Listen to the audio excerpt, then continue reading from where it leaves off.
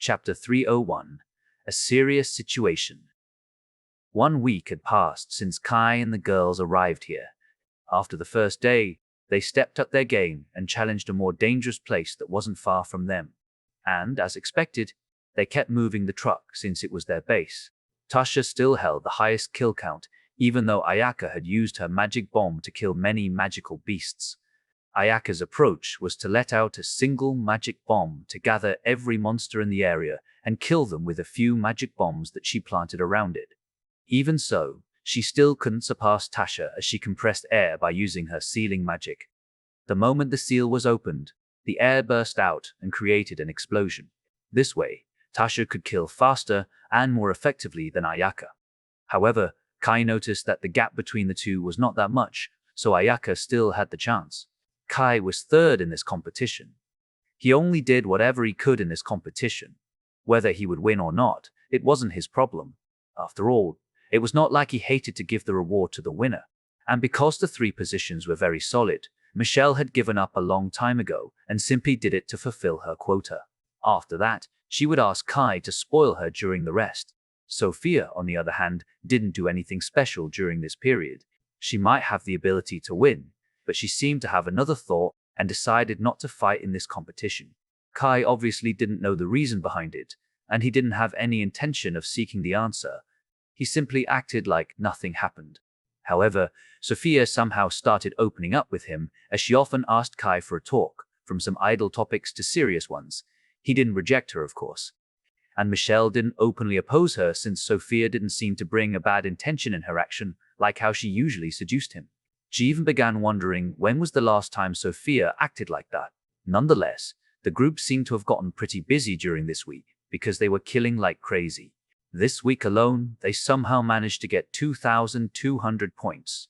It would be possible to finish the mission within 10 days, but none of them thought it would be easy. They set the time limit to 14 days because they had noticed the decrease of monsters in their area. There were many more magical beasts deeper into the Yukon territory, but they chose not to get carried away and killed those they hadn't in the surroundings. This lowered the speed of the group, but it was the most reasonable one. After having their lunch, Kai and the others were resting in their camp while chatting about some idle topics until Michelle suddenly brought an important one. Now that we have been here for a week, I believe those two should have arrived at their destination, right? Michelle asked while looking at the sky. Kai nodded. Yes. Well, Evan has undergone a transformation due to the training with me, so he at least has the power to fend off a few magical beasts with his hands. Alone. Kai nodded. He also has the exoskeleton, right? Yeah. He should have gotten it a few days ago. With that, I believe he can protect Isabel well while she is killing the magical beasts. Still, I am a bit worried about them. Even though Evan has gotten stronger, it still doesn't change the fact that his ability is still a bit low. Michelle, the low in your eyes now is like someone who can defeat a B rank without much problem right now. Kai rolled his eyes. Hee, my bad. Michelle stuck her tongue out. But what if they are in trouble? Ayaka asked. It seemed she was also worried about Evan and Isabel. Maybe it was due to how long they'd been cooperating with each other. He bet she didn't think anything unpleasant anymore, including how she challenged their group into a group fight in the past. After all, Isabel and Evan finally became true to themselves. The raging fire inside her that made her keep doing something reckless had calmed down as she acted only after considering everything. Evan was also the same. Kai still could remember how determined he was when training with him. As a man, he wanted to carry the responsibility of protecting his loved one, and Kai believed Evan would even put his life on the line just to save Isabel. That was why he wasn't worried right now. Anyway, I have given Evan the most important strategy if he indeed met the worst situation possible. Kai waved his hand, telling them it was fine. The most important strategy. Michelle and the others widened their eyes, wondering what kind of strategy Kai gave. After all, this was coming from the genius of warfare himself, so it must be something special. However, much to their expectation, Kai only stuck his tongue and said playfully, "Running away, of course. What do you want me to suggest except this? If you can't defeat them, then run away until you can." The girls face palmed. They never expected that Kai would play them like this. Tasha nodded in agreement before adding, "Well, I think that is the best strategy one could think of. I have seen the documents of their mission and realized that they are stationed in the middle out of nowhere. The nearest soldier group is around 50 kilometers from them, and if I were them, I shall teleport you all to that place. In this case, Isabel will be carrying Evan to the group. With her flying speed, I think they will arrive within 10 to 15 minutes. Yes. From what I have seen, Isabel has enough control to fly while shooting. Even carrying Evan wouldn't be much of a problem. I guess that way she could shoot the enemy down while running away, Kai explained. I see. The girls finally bought Kai's argument as they looked at each other, wondering what they would do if they had the same mission as them. However, it was pointless to think about it right now, as they were better to stay their head in their own mission. Anyway, if we are going to continue talking like this, it's best to do it at night. Kai stopped them before glancing in the northwest direction. We still have jobs to do. The girls nodded and followed him in that direction, exterminating more and more magical beasts. Little did they know that Evan was experiencing a situation where he could only run away. In Quebec, the two that the group was talking about seemed to be not in good condition. The young man was carrying the young girl on his back while covering her with his water bubble. Blood covered the girl's head as she was trying hard to maintain her consciousness. Just hang on. My magic should be able to heal you within 3 minutes for the first aid. You should have no problem with your head anymore, said the man while avoiding all kinds of obstacles. The woman gripped a bit tighter to respond to his words, telling him that she was fine. Yes, yes, just you wait. When you recover, let's beat them, okay? He smiled, thinking it would be fine to destroy them completely after this raw roar. The magical beasts that were chasing them roared as they slowly reduced the distance between them. Evan took a glance on his back and sighed before noticing a magical beast coming from his right. It was a lion. He looked at the incoming claw of the lion before leaping to the air to avoid it. Because of this, the distance between Evan and the horde of magical beasts shrunk even more. Evan gritted his teeth and ran as hard as he could, trying to maintain, if not larger, the distance. Isabel was too injured to do anything, so he needed to solve this himself. Cry. A loud cry from an eagle suddenly filled the entire area as it dove to the ground, trying to hit Evan. The latter stomped the ground and stepped on the eagle's head before launching himself to the sky. If it were him a few months ago, he might not be able to do something like this. Luckily, the relentless training with Kai finally paid off. Because of the eagle earlier, some of the magical beasts actually hit the eagle as it was in their way.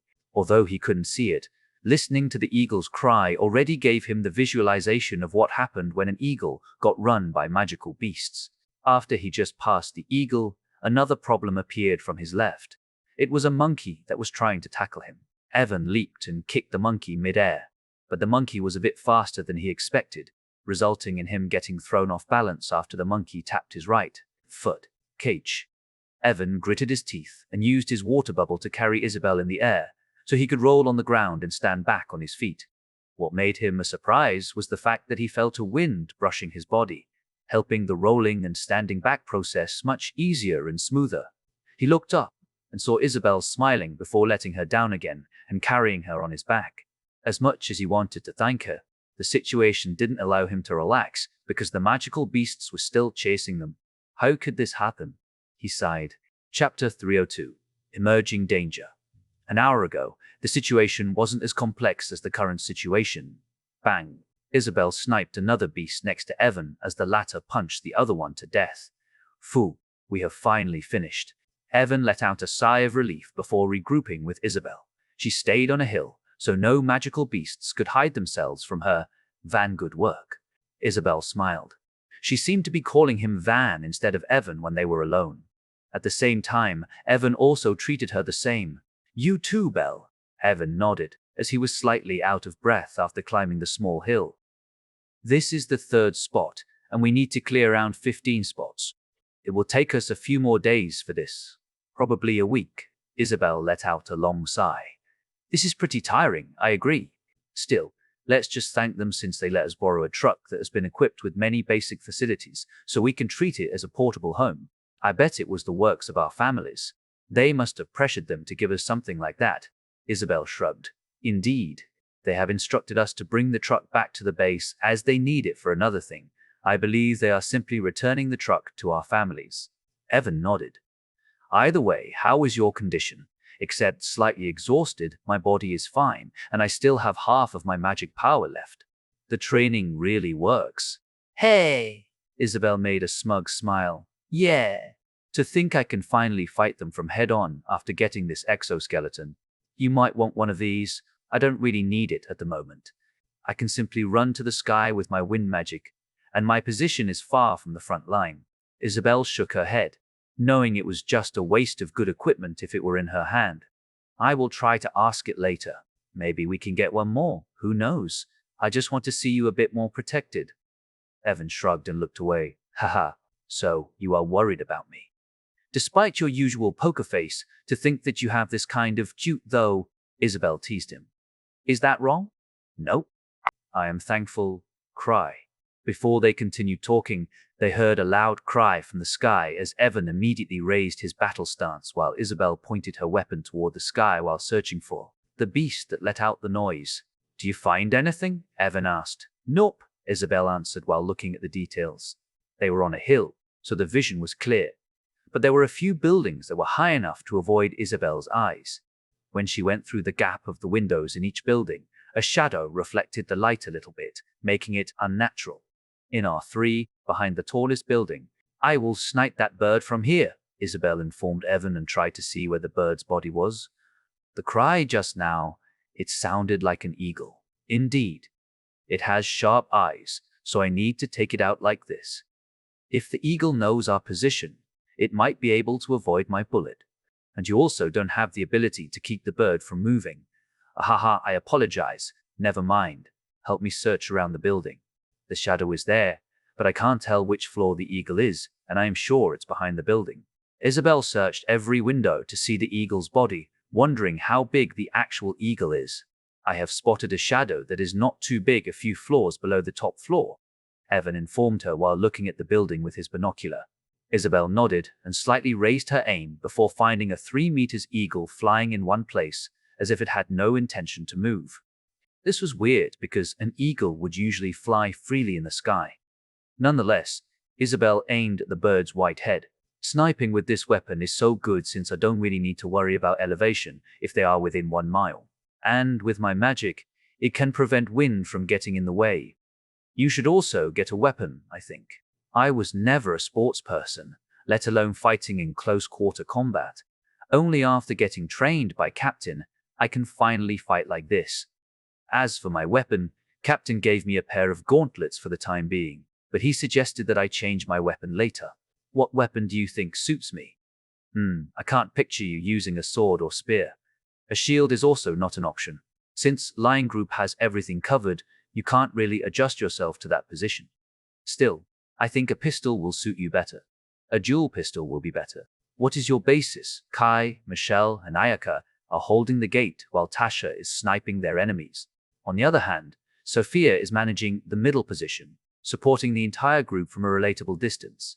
I believe you are fit to be there, considering that Sophia will leave the group in a few months. Look, you can support them at a distance where you can heal them at any given situation. Don't you think it's a good position? She paused for a moment and said, Anyway, sending, understood, bang. Isabel released the first shot, aiming toward the eagle's head. Suddenly, the eagle turned around and saw the incoming bullet. A wind barrier appeared right before the eagle, trying to block the bullet, but the eagle realized it was stronger than he expected. Hence, he only used his wind magic to deflect the bullet before soaring to the sky. Isabel raised her aim and said, Sending, go, bang. The second shot was released as soon as the eagle revealed itself. Another barrier deflected it again as the eagle looked at them for a while before flying away.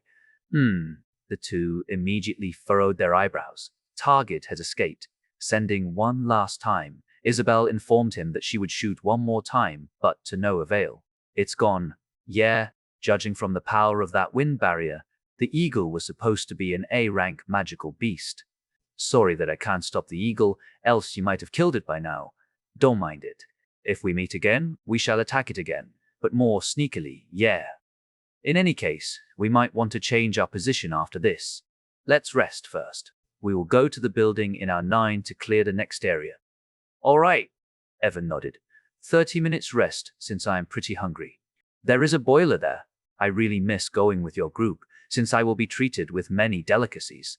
Isabel pointed her finger to a portable boiler they had before, sighing. Indeed, I should start learning how to cook. Evan nodded in agreement.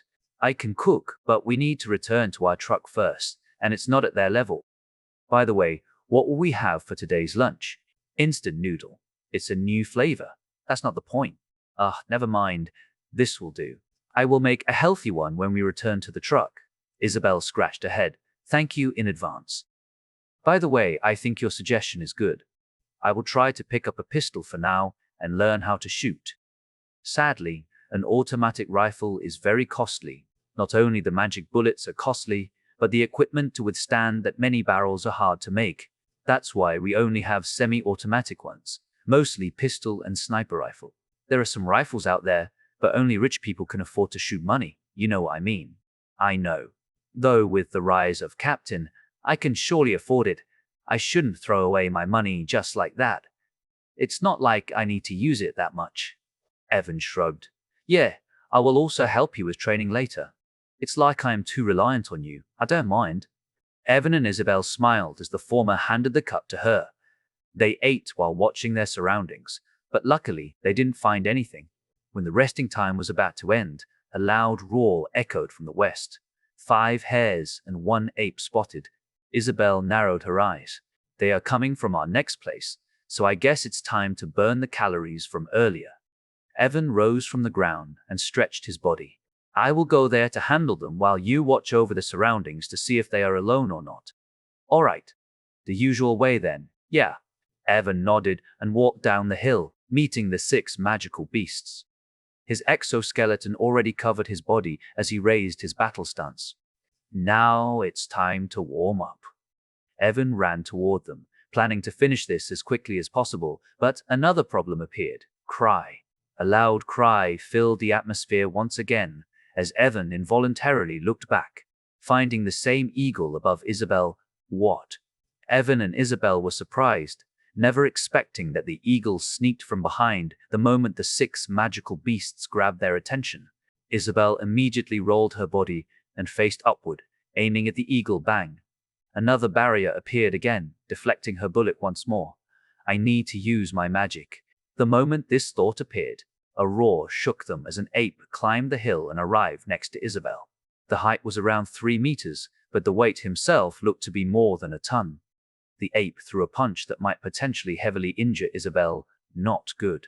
Old. Chapter 303. Struggle. Not good. Bam. The ape hit, kicking up the dust. However, Isabel managed to react and flew to the sky. God of Wind, Aeolus. 4 balls of wind appeared beside her. Since the bullet was not enough, she decided to fight the eagle in the sky while trying to find the perfect time to shoot it down. However, the eagle only created another wind barrier, a little bigger this time. Break. Isabel covered her fist with her wind and struck the barrier. The wind was there to disrupt the flow of the eagle's wind, but little did she know that it was not a trap. The dust that was still in the air didn't really show what happened to the ape, so there was no way she could react when the ape suddenly leaped to the air and grabbed her feet. Isabel, Evan shouted. He never saw an ape jumping that high, but he also realized that it must be another A-rank magical beast. Isabel glanced at the bottom and used her wind magic to blast her to the sky, but she realized she only fell down as a result. The moment he took another glimpse of the ape, he found that the red ape had turned silver as if it was covered in metal clothing. It's a metal ape, one of the strongest beasts. Isabel widened her eyes in surprise, watching how the ape pulled her down, and the eagle stared at her as if everything was going according to the plan. In other words, the eagle was an intelligent beast. Roar. The ape didn't merely pull her. Instead, he threw her with all his strength to the ground. Shit. This is a metal ape. I will really die if he throws me like this. Isabel gritted her teeth, recalling how Evan offered to get another exoskeleton for her. No. Evan gritted his teeth and turned away. The 6 monsters didn't allow him according to the eagle's order, but Evan didn't buy it. He kicked the monkey to the hares before running back to the hill with full speed. During this time, the smoke finally disappeared, revealing Isabel's condition. She was a little buried under the soil as her consciousness gradually swept away. Her eyes couldn't focus as blood dyed her right eye.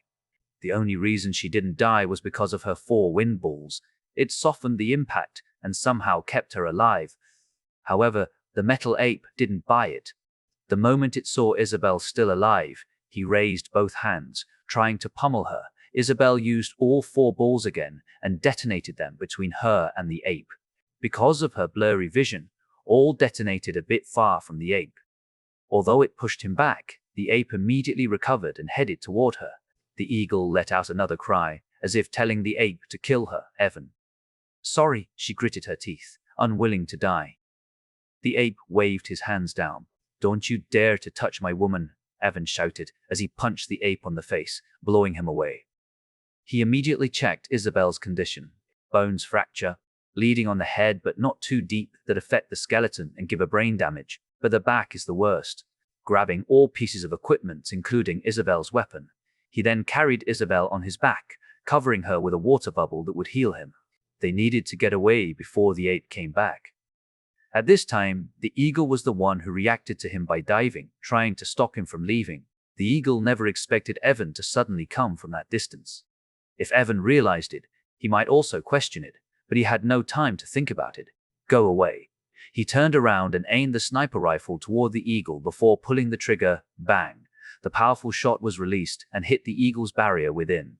Because of the range, the eagle seemed to get thrown by the force, but Evan stumbled to the ground, almost dropping Isabel.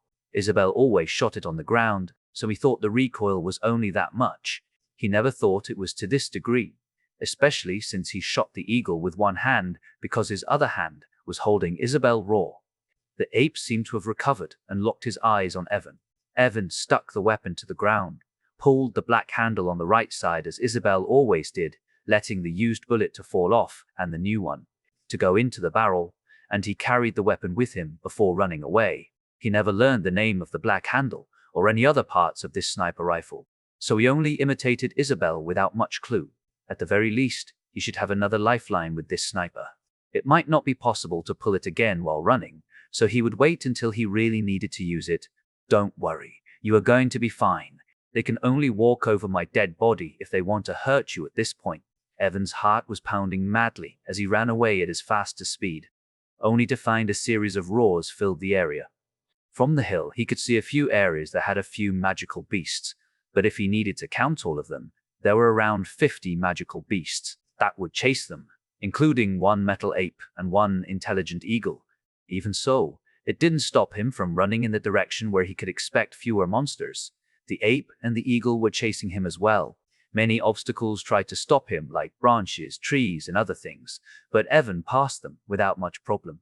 The magical beasts in his surroundings started coming from all directions, trying to kill him. Evan dodged each of their attacks. He got a few wounds while doing it, but his healing power immediately stopped the bleeding. 3 minutes. Just wait for 3 minutes.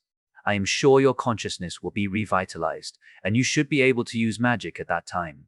After that, I am going to start healing your body so you can move within 5 minutes. Evan assured her as he kept running for a while. Roar!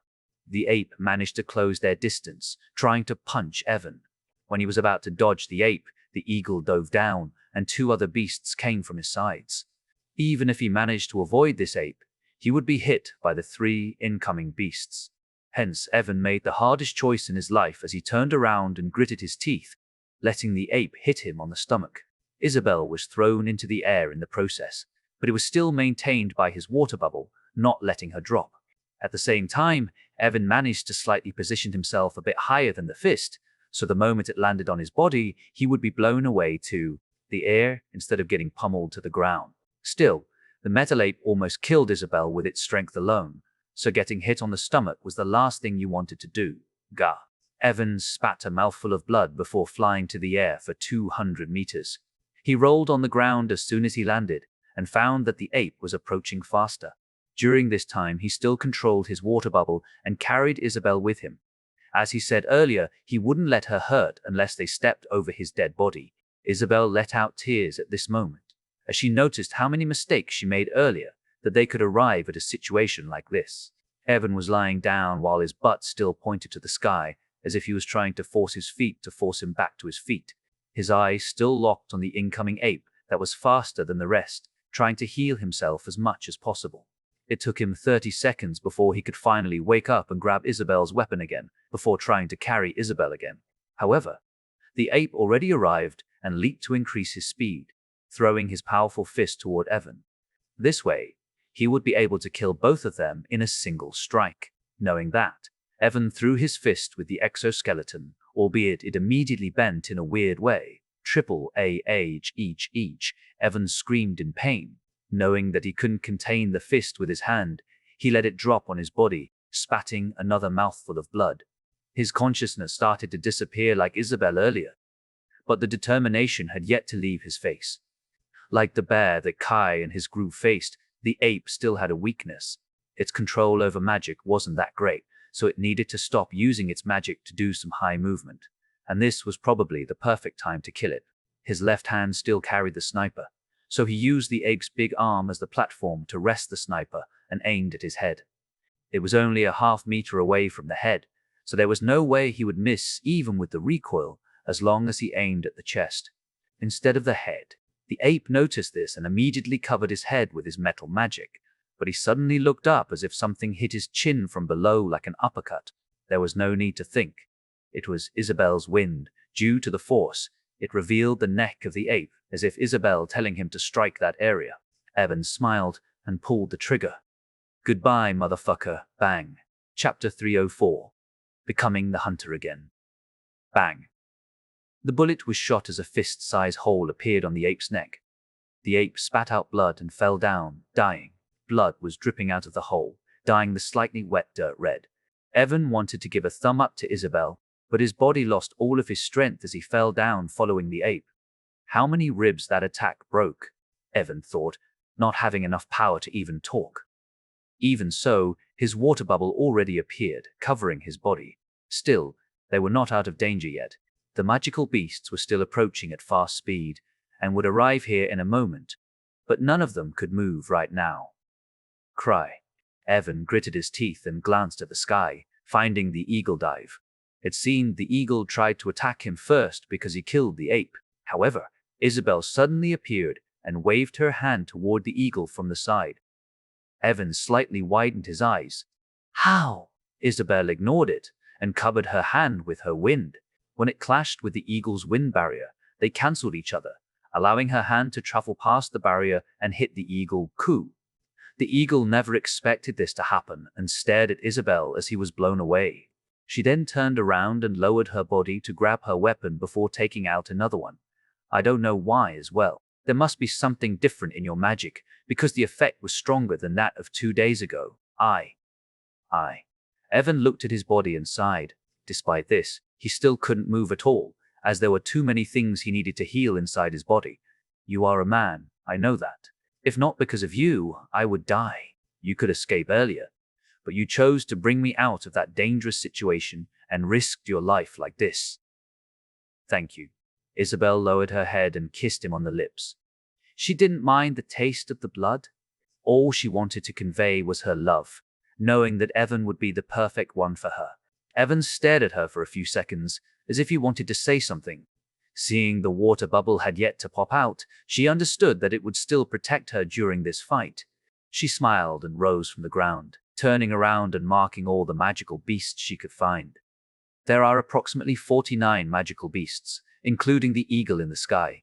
Isabel raised her weapon as a magic circle appeared and pulled the black handle, removing the used shell. If you have enough control, you are able to do this without your hand, you know. Well, just lay down there and relax. I will show these magical beasts that their only fate is to die. Her weapons were on the waist as she carried them like carrying pistols. I will show you what I have been training during this period. And since you want to learn how to use a pistol, you might want to watch my movement, because I will show you how to shoot a pistol. Using a sniper rifle, of course. A smile appeared on her face as she measured their distance.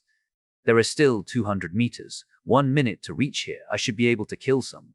Isabel sat down and used both her feet as the support before aiming both weapons toward the monsters. Bang bang. 2 bullets pierced her head each. Isabel purposely targeted the bigger one in the front so they could fall down and hinder the magical beasts behind them. Roar. A series of roars echoed, but Isabel thought nothing and shot a few more rounds. As she planned, the beasts started stumbling, stopping a portion of the magical beasts. She kept doing it until the eagle found he would be at a disadvantage the moment Isabel killed all those magical beasts. Hence, he dove again, trying to kill Evan. This might be the only thing to get her attention. Little did he know, Isabel actually waited for this moment. As soon as he reached the distance, a magic circle appeared in front of Isabel's right weapon. She spun around and aimed at the eagle. Plasma wind. The eagle felt confident with his barrier because he had deflected all the bullets from her.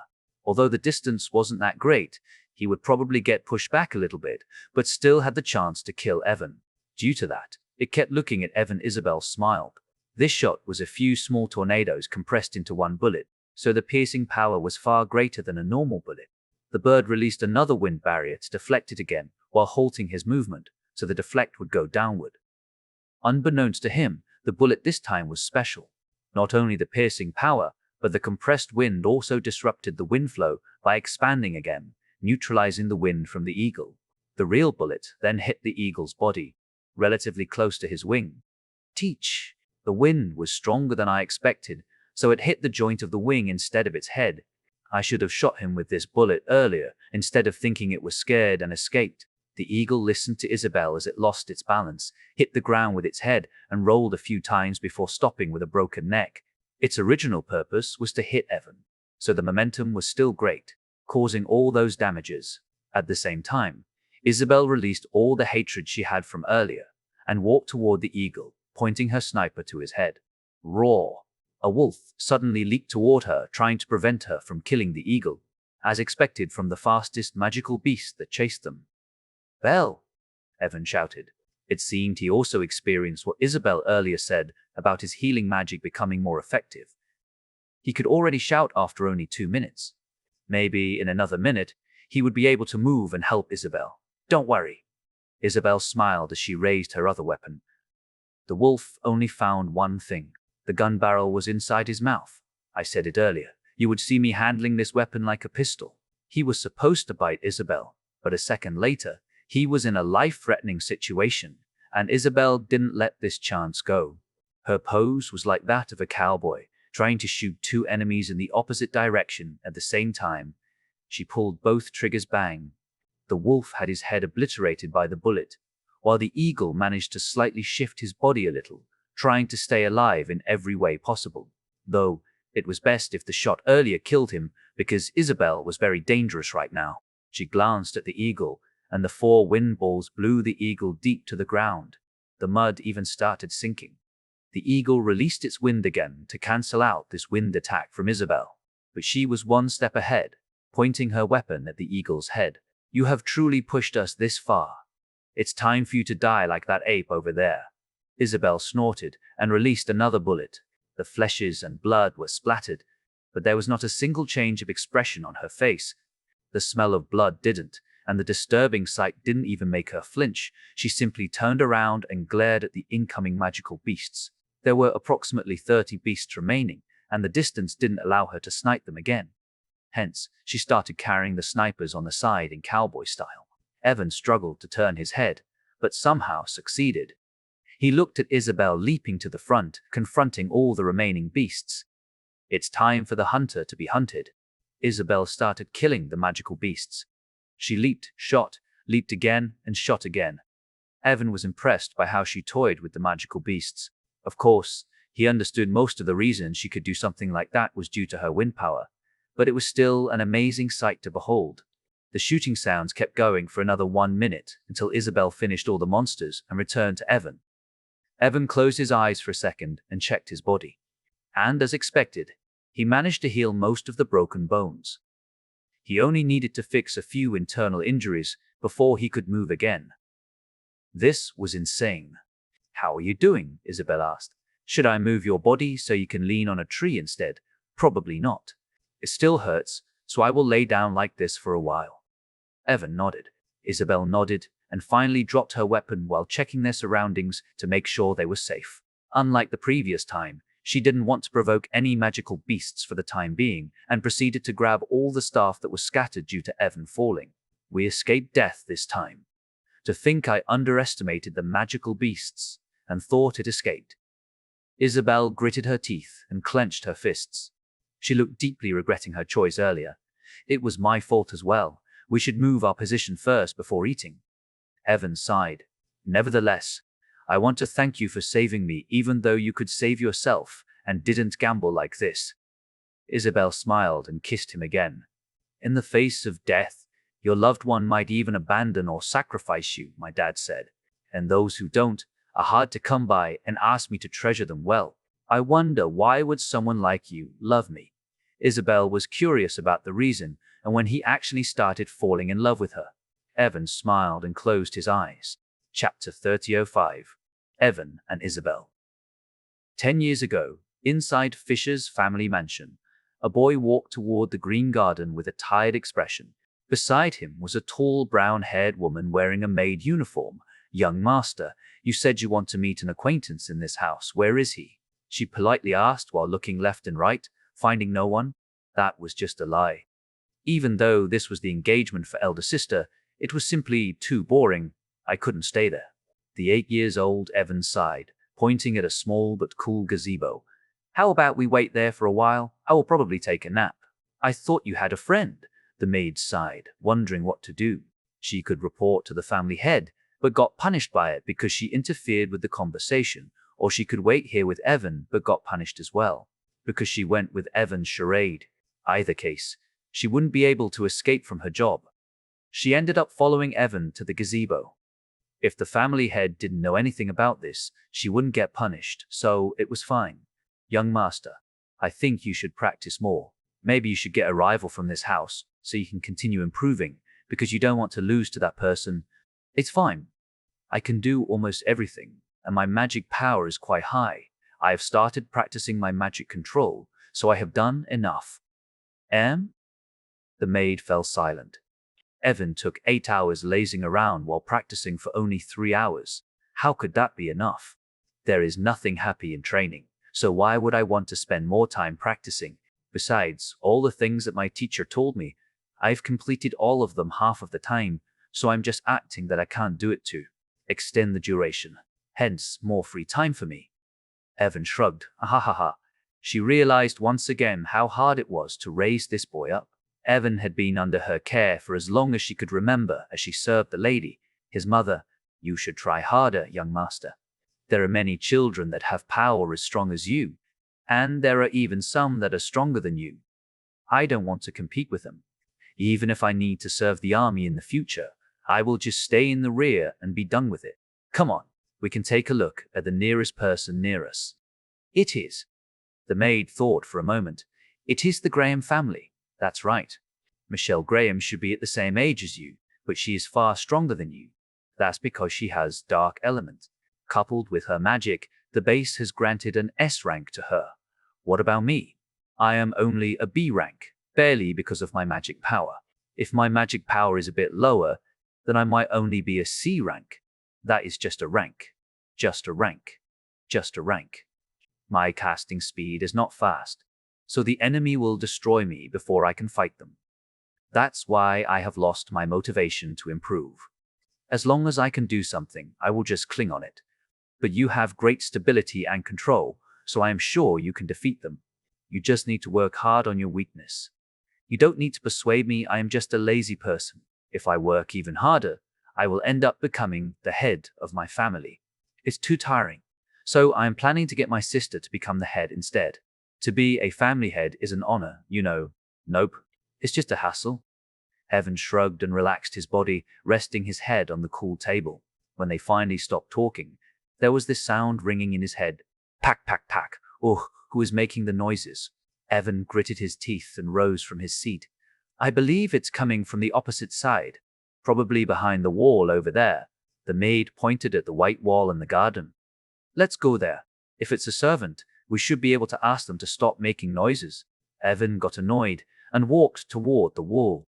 The maid could only sigh and follow him. When they peeked, they found a small girl pointing her small hand toward a target 30 meters away from her. It was a small target tied on two trees with ropes. Sweat covered her head and body, so she must be pretty tired. However, the girl didn't have a single thought of that. In fact, she was smiling this whole time, as if she did something enjoyable. Who is she? Evan narrowed his eyes. I thought I learned all the names from the Fisher family, but I didn't know her. She is the youngest daughter of the Fisher family. According to the information, she is hidden from the outside world because she is a disgrace. A disgrace. Evan tilted his head in confusion. Yeah. The rumor said that she is only an E-rank magician and a low magic power, hence her future is limited. Seriously? Evan widened his eyes in surprise before finding it difficult to swallow.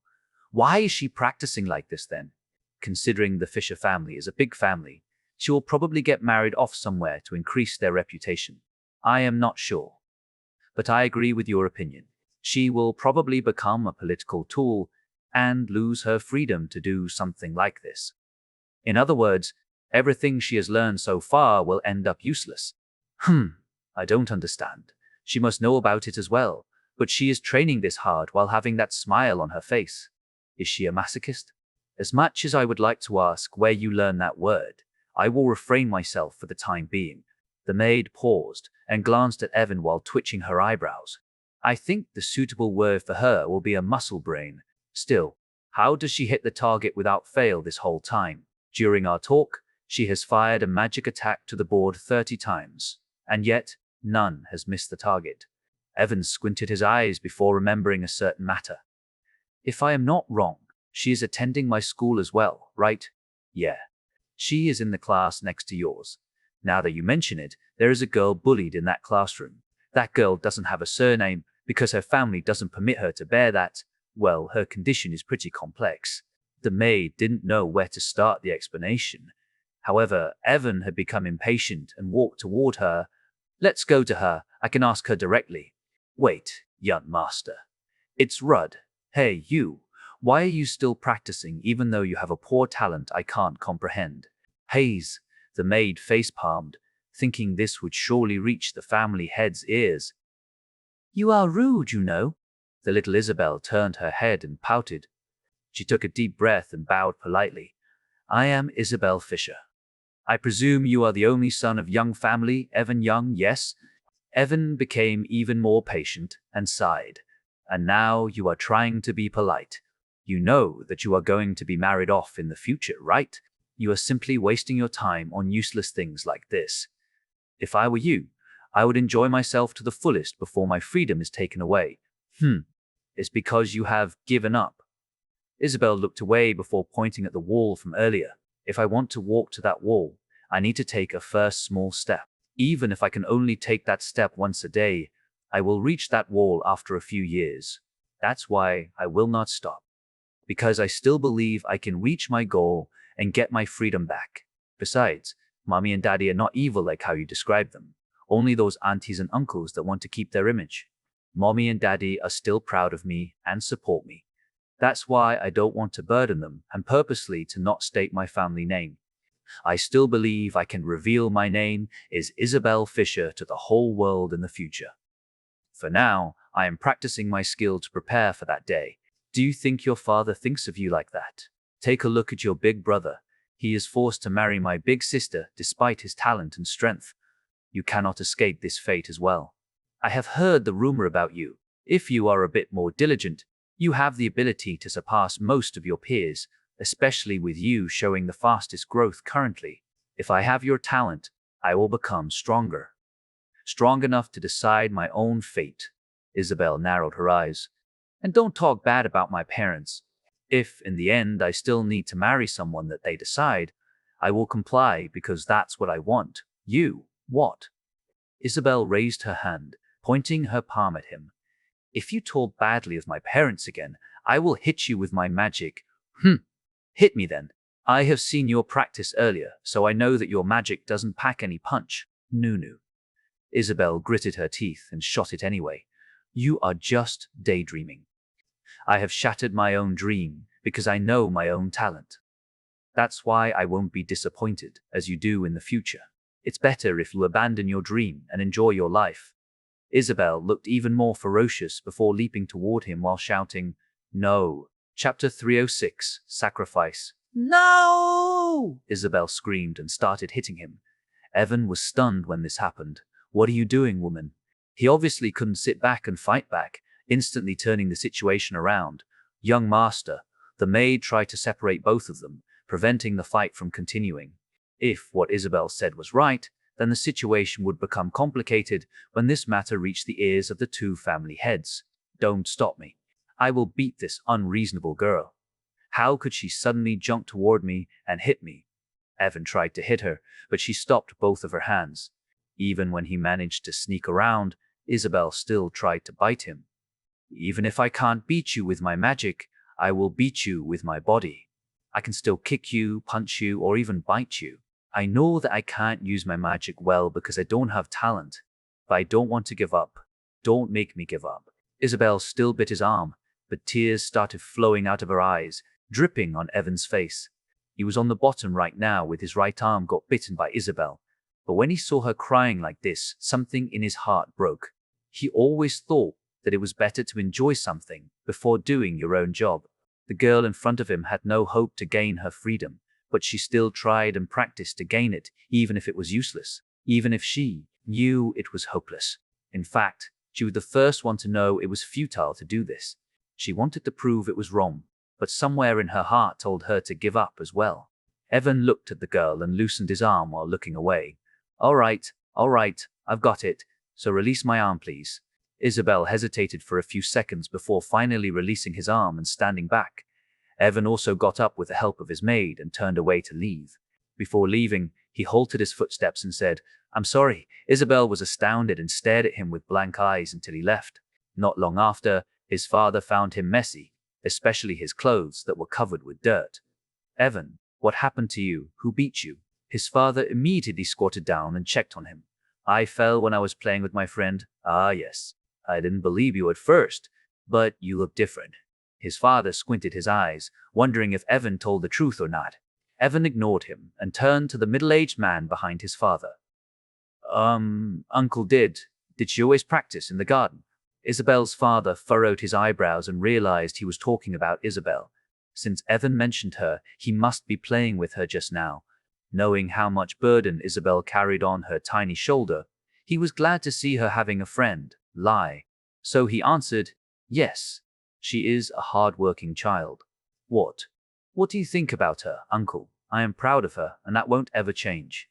He put on his warmest smile, showing his genuine feeling. Evan looked down and asked, "Father, can I go home?" He looked at Isabel's father with a weird expression. "He must be tired. The engagement talk is almost over anyway, so you don't need to mind about it." "All right then. You can go home first." He nodded and patted Evan's head. Evan then returned to the mansion, and something inside him definitely changed that day. He became hard-working and showed remarkable progress. His father learned that Evan was hiding his ability this whole time, but didn't punish him since Evan had changed for the better. Every week, Evan would take some time to visit the Fisher family and pretend he was missing his sister. In fact, he just wanted to see Isabel, and as he expected, she never stopped practicing even a single day. Time passed by, and 3 years had passed. Isabel went to school without any change in her expression, hoping that the bully didn't worsen. But one day she found her table, which was usually filled with drawings, was clean. She then found a memo with a quote written on it: "Hard work pays off. There is always one person who believes in you, and it is yourself. If you can't believe in yourself, then don't try." The quote was weird, but it struck deep into her heart. Considering her harsh daily life, this quote was like a ray of hope coming from heaven. Her heart filled with warmth. After that, the bullies started disappearing one after another as her school day started returning to normal. She was completely clueless as to what happened. Evan never appeared in her thoughts because the timing was too far. The days continued, and before she knew it, 3 months had passed, and school became one of the happiest places she ever had. It was at that time she met Evan again. He had changed drastically from the unmotivated man to a bully. Yeah, he was a bully. He was famous in the school as someone who took everything personally and beat other people up if they dared to decline him. Due to his growth, he had the ability to do something like this.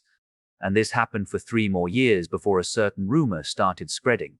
Evan's growth slowed down to a turtle's pace, to the point people said he didn't have any room to develop, or the fact that he had exhausted all of his potentials. Slowly but surely, Evan started getting bullied. And of course, to maintain the pride of his father, Evan didn't report this incident to him. On the other hand, her school life was still normal. Evan's eyes slowly turned into that of a dead fish. When she passed him again in the hallway, she looked at him, wanting to greet him, but couldn't find the courage because she was afraid that she would get bullied again. When she was about to return to the classroom, she unintentionally eavesdropped on 2 people's conversations. Hey, you know what? That Evan was protecting a girl this whole time, you know. What was her name again? Isabel. Yeah, Isabel. He fought all those people who bullied her and stopped that. Unfortunately, they started pranking her again, though the hatred is focused on him right now. When Isabel heard that, she was dumbstruck. I have been pranked again this whole time, she thought, but I haven't experienced that thing for a while. She fell into deep thought for a few minutes before realizing something. Don't tell me. That day, she didn't do anything and went back home like usual. However, the next day, she came to the school earlier than anyone else and hid near the entrance. As she expected, Evan came to the school at 5 a.m. when no one else came to the school yet. The first thing he did was opening her locker. It was a surprise to see him having her locker key, but she realized that her father also had one.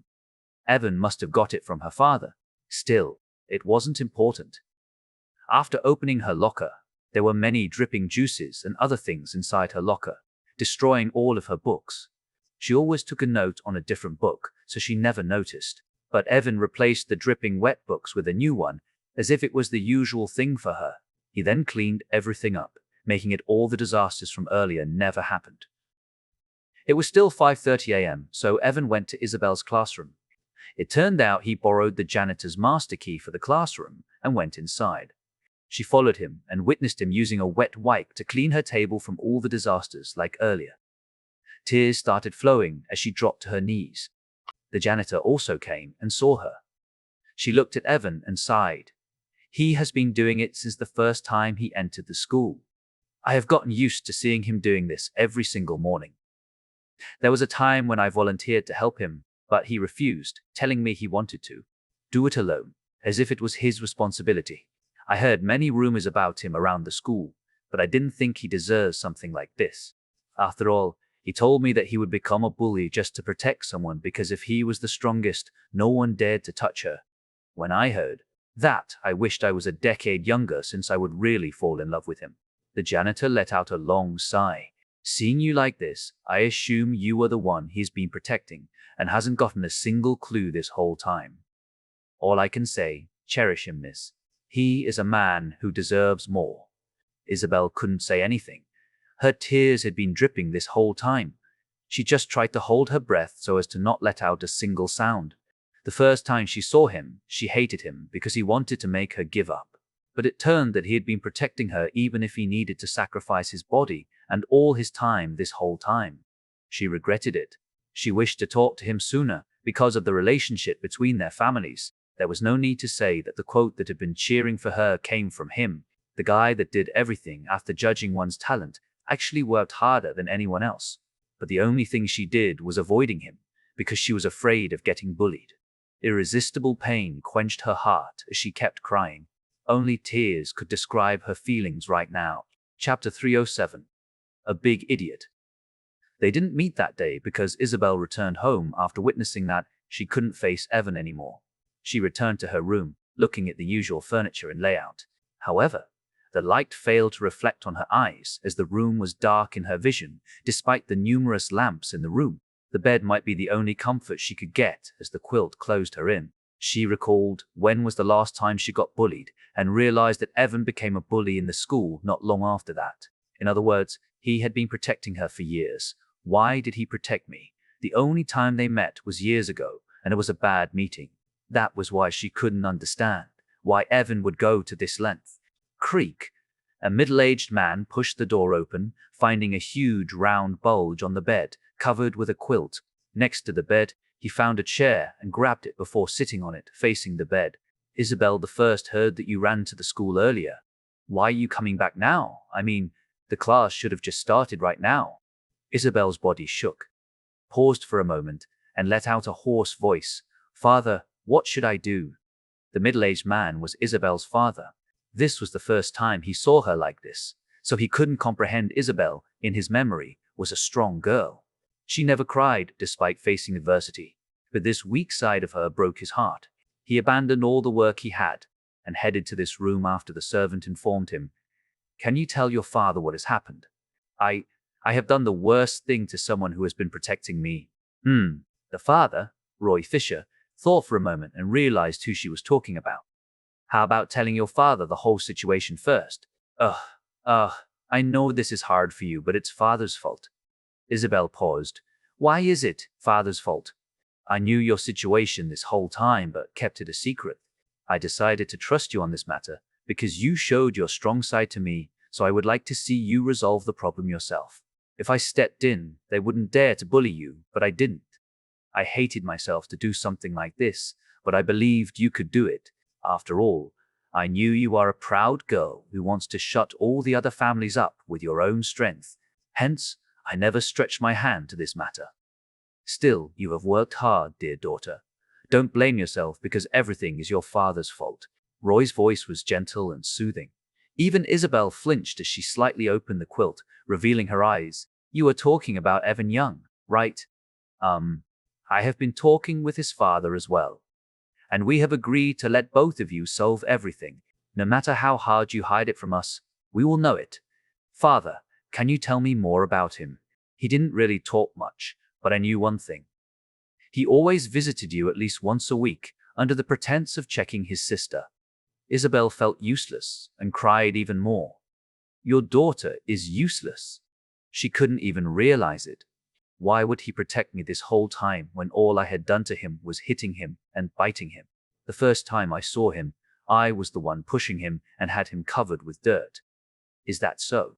Roy gently smiled, correcting her with his own version. All I know is that he fell when he was playing with friends, and he asked me my view about you.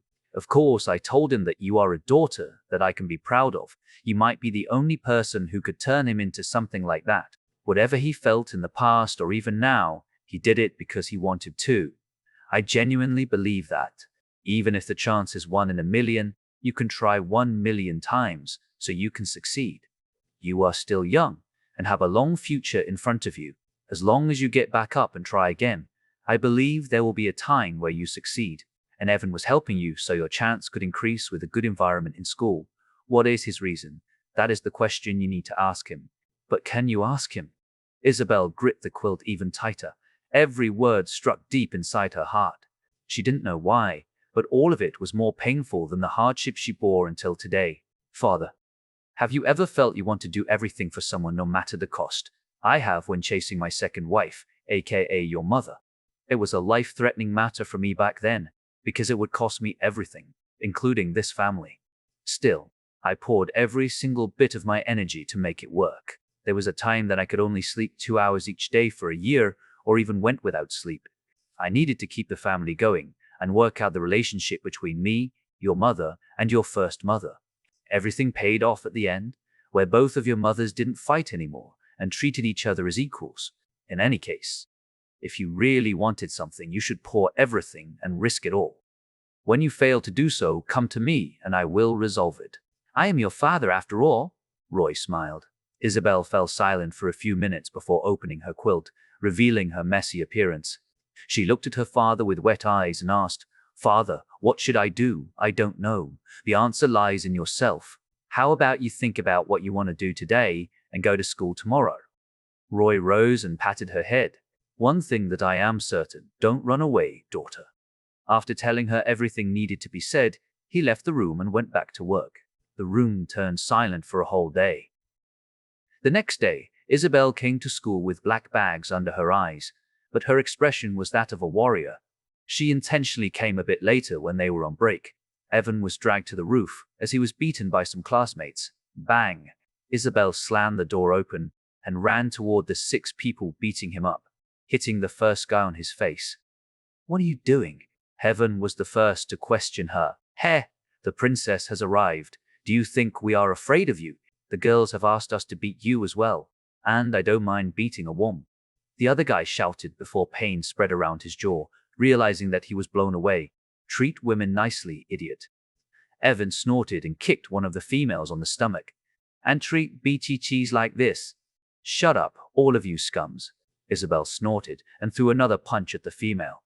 The group was comprised of 2 males and 4 females to begin with, so her targets were those females that openly bullied him. You are the one who should shut up. The man she punched earlier had recovered and kicked Evan on the stomach, and the other 2 females hit her back. They started a full brawl. Evan handled the 2 guys while Isabel kept all the other 4 occupied, albeit their strength was inferior to all of them combined, so the fight slowly turned ugly for them. Not long after, they were the ones getting beaten up without the chance to fight back. A few minutes later, ding dong. The school bell rang, stopping the fight. Stop. Now I am covered with bruises like this. You guys are lucky this time. I really want to beat them more, idiot. The school teacher will patrol around the school when the bell rings.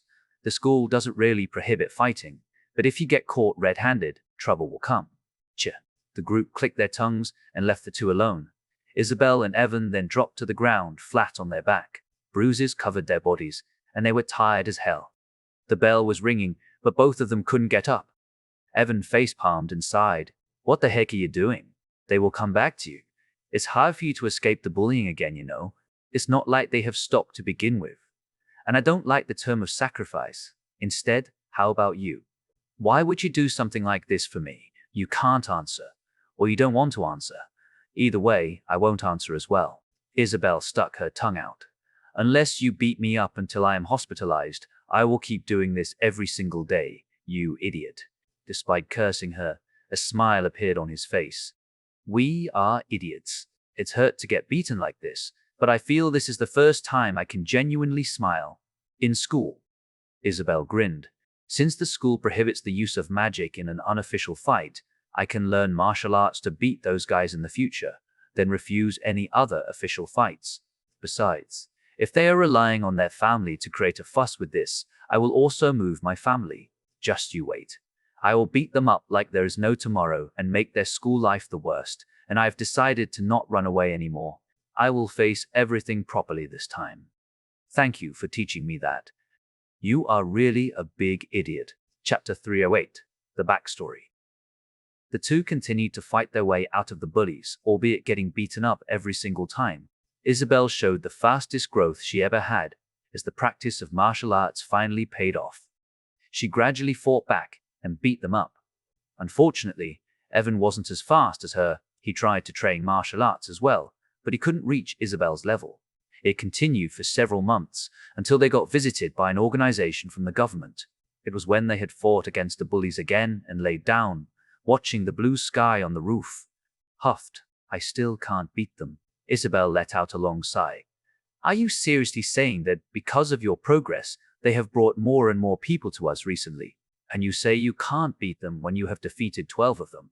They can't use their magic, so I have the advantage. You should step up your game soon, since you can only beat 4 of them.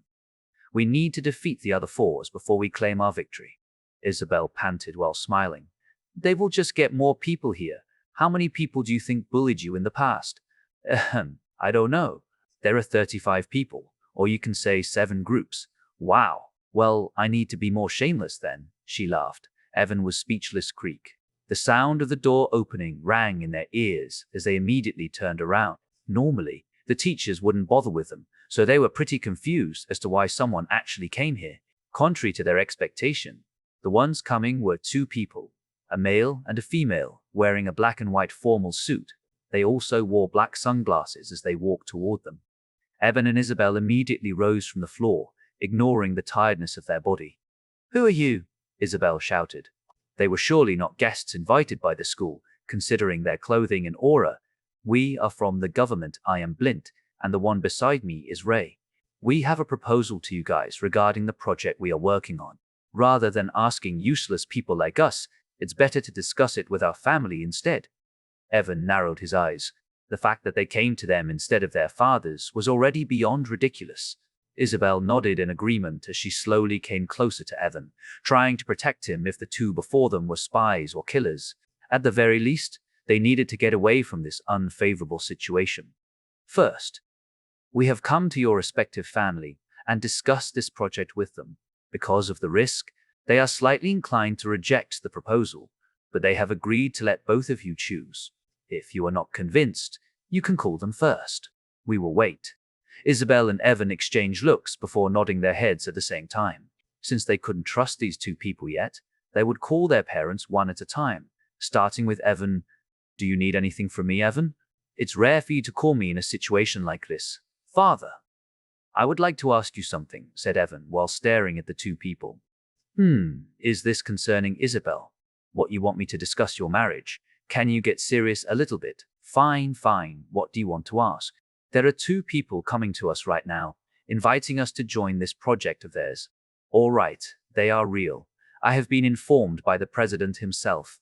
The president, he is the one leading this project. Do you know Rhea Ross? Of course. She is recognized as the strongest person in this base after killing an S-rank magical beast. But do you know that Rhea Ross was originally a scientist? So, I have heard, Evan acknowledged. She had a breakthrough in the way of medicine, and the government took over the project. As for the specific reason, you need to ask them yourself. I understand. Evan nodded and put down his device, glancing at Isabel. Although his father had given the confirmation, he wanted to get another one from Isabel's father before trusting them, and it turned out they were correct. Both fathers told them about the project coming from the highest command. Before you give us your answer, we need to inform you that everything we need to explain will be military secrets, so you need to consider whether you wish to know it or not. What can we expect from this? I believe you two should follow us first, so you can learn it directly from the head of this project. Isabel and Evan thought for a moment and nodded. 4 of them went toward a building where they met an elder that seemed to be the leader. They didn't know his identity, but they were certain of one thing. He was a higher-up even in the government. I am Greg, the one in charge of this progress. I have been informed by my subordinate earlier, so I won't beat around the bush. What you can expect from this is strength. You might get strength beyond your imagination, but if you can't endure it, you will die. The old man narrowed his eyes. What do you want us to do? Isabel asked. You are going to fuse with magical beast blood. What? Both of them were stunned, rising from their seats. The one who has discovered this already succeeded once. There won't be any physical defects, at least in your appearance, so no one will know about you having magical beast blood flowing in your body. At the same time, you will be granted powerful strength according to the blood, and even I won't know about it. Although Professor Rhea Ross has succeeded once with a 100% success rate, this is still a high-risk operation, so I want to consider this carefully. In case you reject, we will still let you live the way you are, as long as you don't say anything about this. After all, the moment we heard you spreading this information, you and your family will pay the price, the director explained. Evan thought for a moment and asked, why you should have no problem in getting experimental subjects right, and we're just useless kids. Because you have experienced more pains than anyone else. And the way you keep coming back up has convinced me. Evan slightly furrowed his eyebrows before glancing at Isabel. To be honest, in terms of the requirements, no one is as strong as both of you. I have seen their talents, but that is all. The most important requirement is your heart. You want to get stronger no matter how hard you are beaten to the ground, and this is what I want from both of you. There are other people as well. How many? Actually, this is not our first time doing this. There is also another one that has succeeded, but I can't talk much about it unless you are participating in this project. Suppose I were to join, what should I do? You need to stay in a place for a few months so we can observe your condition and so on. After that, you can do whatever you want with the power as long as you don't break the law. You can continue your school life without our interference. Since you have succeeded once, I want to ask the last question. Go on, what is the fatality rate? Because we are carefully choosing the people, we don't really test it to too many people. The success rate is 1 in 100. I see. Evan nodded and leaned back, allowing Isabel to ask her questions. Are you going to join? Isabel asked this question to Evan instead of the director. Evan fell silent. I think you shouldn't ask this. How about we do this? Get 2 papers with yes and no written on them. We choose our own answer without looking at each other. Isabel contemplated before nodding. They ignored the director and chose their own path. And to their surprise, both of them decided to join this program. And just like that, they looked at the director and said at the same time, "Please take care of us." The director was speechless, didn't know if it was due to their synergy or how easy they chose their own path. Nonetheless, they were the favored candidates, so it was good news to him. The director then started explaining everything regarding the Zodiac project. That was the story. And you already know the part after that. Heaven smiled, looking at Isabel's face. He somehow ended up laying down with his head on her lap, as the latter told him it was a reward. "There are many things that I want to say, but I am glad that you are not treating me like the previous time. I mean, it's frustrating to have you ignore me and act nonchalantly as if there was nothing between us. You know, I am sorry for that." "Well, I can understand your point of view right now, so I don't really mind about it." Isabel smiled from ear to ear before saying, "Still, to think that you have loved me since that time." Evan knew she was talking about their childhood. Although it wasn't really love at first sight, his feeling got reinforced little by little by watching her training. In the depth of his heart, he thought, this is the girl. I really want to support her. Maybe she can really change her fate, unlike me, who has given up in that aspect. And when she said it again right in front of his face, he was slightly embarrassed. He looked away with a tinge red on his face while murmuring, "Is that a problem?" "No," Isabel said with a long tone. Evan found that the sky was darkened, but he was wrong. It was Isabel bending her body and lowering her head. He smiled. They kissed Isabel, then rose again and smiled. "I love you too." Chapter 309. Surrounded. Meanwhile, the situation on Kai's side was not as peaceful as those two. "I am sorry that I missed them," Sophia apologized while punching the beast near him. "No, this is my fault as well." Kai shook his head. No, I should have noticed my own weakness sooner, not making trouble like this." "In other words, your eyes can see something like their power level or danger level?" Kai asked, wanting to confirm her ability. "It's power level. I can see a fire representing their power level. But to think I mistook the intelligent B-rank beast to a normal A-rank beast, I should have realized this first. Save it for later. For now, we need to handle these magical beasts first." Kai used his hearing ability to scan the entire area, locating every single magical beast that would come to them. Because of the low strength from the B-rank magical beast, it managed to fool Sophia's eyes, since a normal, intelligent B-rank beast would be a bit more dangerous than the A-ranked beast. Luckily, they were fighting this as a group. If not, they would surely become the prey of these beasts. Kai took a deep breath and closed his eyes for a second before commanding, "Michelle and Ayaka will be the vanguard with me and create a triangle formation. Your positions are on my 5 and 8 respectively, while I handle the ones coming from the front." "Roger." Ayaka nodded and positioned herself 10 meters next to the group. "It's not like we can avoid this time to get serious." Michelle smiled, releasing her shadow power as symbols after symbols appeared on her skin.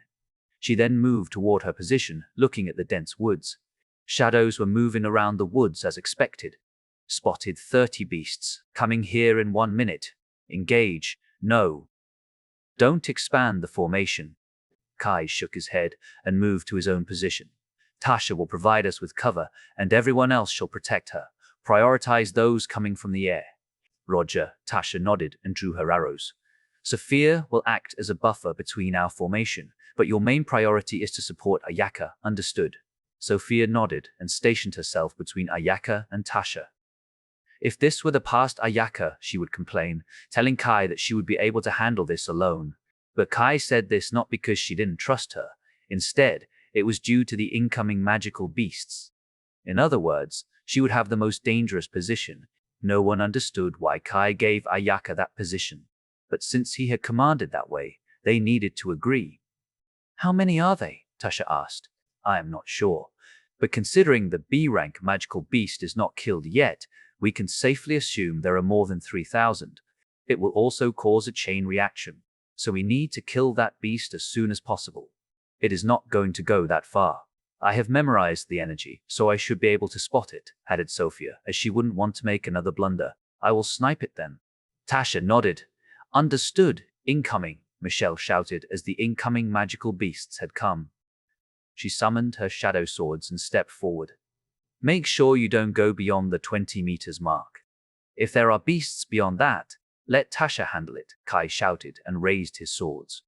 10 incoming cougars filled his vision, charging at him. He ran a few meters and slashed 2 incoming cougars that tried to strike him. 5 more appeared from the front, as if they thought nothing about Kai killing their brethren. The other 3, at the same time, appeared from his right, flanking him. Oscillation shield. Kai used the shield to stop the 3 cougars, while shifting his body to the left and waving his swords to kill 2 of them. The 3 that had been left untouched had the biggest chance to strike him. However, 3 arrows pierced their heads simultaneously. Kai glanced at Tasha and nodded before retracting the magic circle. The 3 cougars finally moved again. They were going to go around after hitting Kai's shield, but the latter had calculated that they wouldn't do it if he retracted it soon enough. And, of course, this could only happen because he knew Tasha had been aiming for the cougars instead of helping Michelle. That was why the moment he retracted his magic circle, it slightly threw their balances, and Kai didn't miss this chance and beheaded all 3. Although they would soon be surrounded by thousands of beasts, they were still scattered around the area, so it wasn't like they fought those many beasts in one go. And the group would rather fight 30 monsters 100 times than 3,000 at once. That was why Kai and Tasha immediately turned to Michelle. Kai had checked that he had 30 seconds before the next wave, so he immediately picked up 5 pebbles on the ground and summoned his Sound Blast magic circle. It boosted the power of the pebbles, enhancing its speed. These 5 hit their heads, and the power carried was enough to knock them down. During this time, Michelle sneaked in and slashed those 5 beasts. Her enemies were a pack of coyotes, so it was enough to kill them. However, another 10 surrounded her and charged at her at the same time. Tasha released 3 arrows, piercing their heads. Kai threw another 5 rocks toward them, while Michelle killed the 2 before finishing Kai's portion. Noticing that the situation had gone under control, Kai turned around again, watching a herd of sheep coming his way. Unlike the normal sheep, these ones had a bulkier body and good speed. If one got rammed by them, they needed to pray they wouldn't die from getting stepped on. Around 40, Kai muttered as he kicked up the corpses on the ground and launched them to the herd using his sound blast, causing a distraction to the herd. He then went around and started his killing spree, lingering around the 20 meters mark he created earlier. The group didn't have much problem in the beginning due to Ayaka and Sophia. Their side needed to fight 50 or something lynxes. A red fire started covering the tip of her spear as she calculated the timing on the lynxes before walking forward. She glanced at the left before going to the right, as if sending a message to the one behind her. Sophia, on the other hand, completely understood the message and raised both hands, creating 2 pieces of ice crystal. I am ready. Ayaka nodded, waited for 3 seconds, and leaped toward the right while releasing her wild instinct. This immediately took the attention of all lynxes here. The one heading toward Ayaka kept charging forward, but those that she tried to avoid turned around, chasing after her. Sophia finally saw her chance and threw the 2 crystals into the air above the left side. Ice needles combust. A magic circle appeared in both crystals as they exploded, releasing the needles stored inside as if shooting bullets. These needles were quite big, as each of them was the size of a human finger, and the moment it rained the lynxes down, it pierced them as if it was nothing. How they screamed out of pain while falling down one after another. Most of them were pierced in a few spots, and the blood dyed their fur grayish-white fur to red. Ayaka smiled upon this and noticed that the advance from the left had stopped, so she only needed to focus on those in front of them. Flame fan. A magic circle appeared on her spear as she swung it. Suddenly, it burst out fire like a flamethrower. Not only it burned those in the front, but it also created a small firewall before them. How? The lynxes began wailing again. Some of them stopped in their tracks because of the burn, while the others had the courage to penetrate the firewall, only to find a net caught them completely and started burning them. How perfectly cooked lynxes! Ayaka smiled, looking at the fabulous grill mark on their bodies before piercing their heads to make sure they were dead. At the same time, some of them noticed this and went around. Because the left side was completely halted due to Sophia's attack, they could only go from Ayaka's right. However, if a magical beast could think of this, Sophia obviously could do the same. Ice needles combust. She used the same magic to stop them as well, before delivering the killing strokes, using another ice magic. Ayaka nodded and matched her by removing all the threats from the front. She retracted her fire net and swung her spear through the firewall she created earlier, blowing the firewall off while slashing those staying behind the wall. Good work. Time to finish this group. Seeing the situation, Tasha asked Kai, "We should be able to handle the situation here. Do you still want to warn those around us?" "No." Kai shook his head. "Although the situation is still bad, we should be able to handle this. Just focus on handling the flying beasts and locating the intelligent beast. As long as we can't kill it, more and more are coming. There are a few magical beasts that have suspicious movement, but I can't see which one is the intelligent one. The others must be his subordinates or something tasked to inform the surrounding beasts. For now, the situation is under control, and the intelligent beast will become impatient and come to us." In a normal circumstance, that is. Kai's face suddenly turned dark. "Kai." Tasha called his name as the others had their expression turned to serious. "There is another wave coming. This one is more organized." "Around a few hundreds to 1,000, Kai informed while clicking his tongue. Chapter 310, A Dire Situation. The girls turned their heads toward Kai with a serious expression. "How many?" Tasha asked as if she didn't hear it right. "Around 800 to 1,000. I can't really say the specific, because there are too many footsteps." Kai slashed the magical beast that wanted to attack him while explaining. "Wait a minute. You say we might need to kill at least 3,000. Did you count this group?"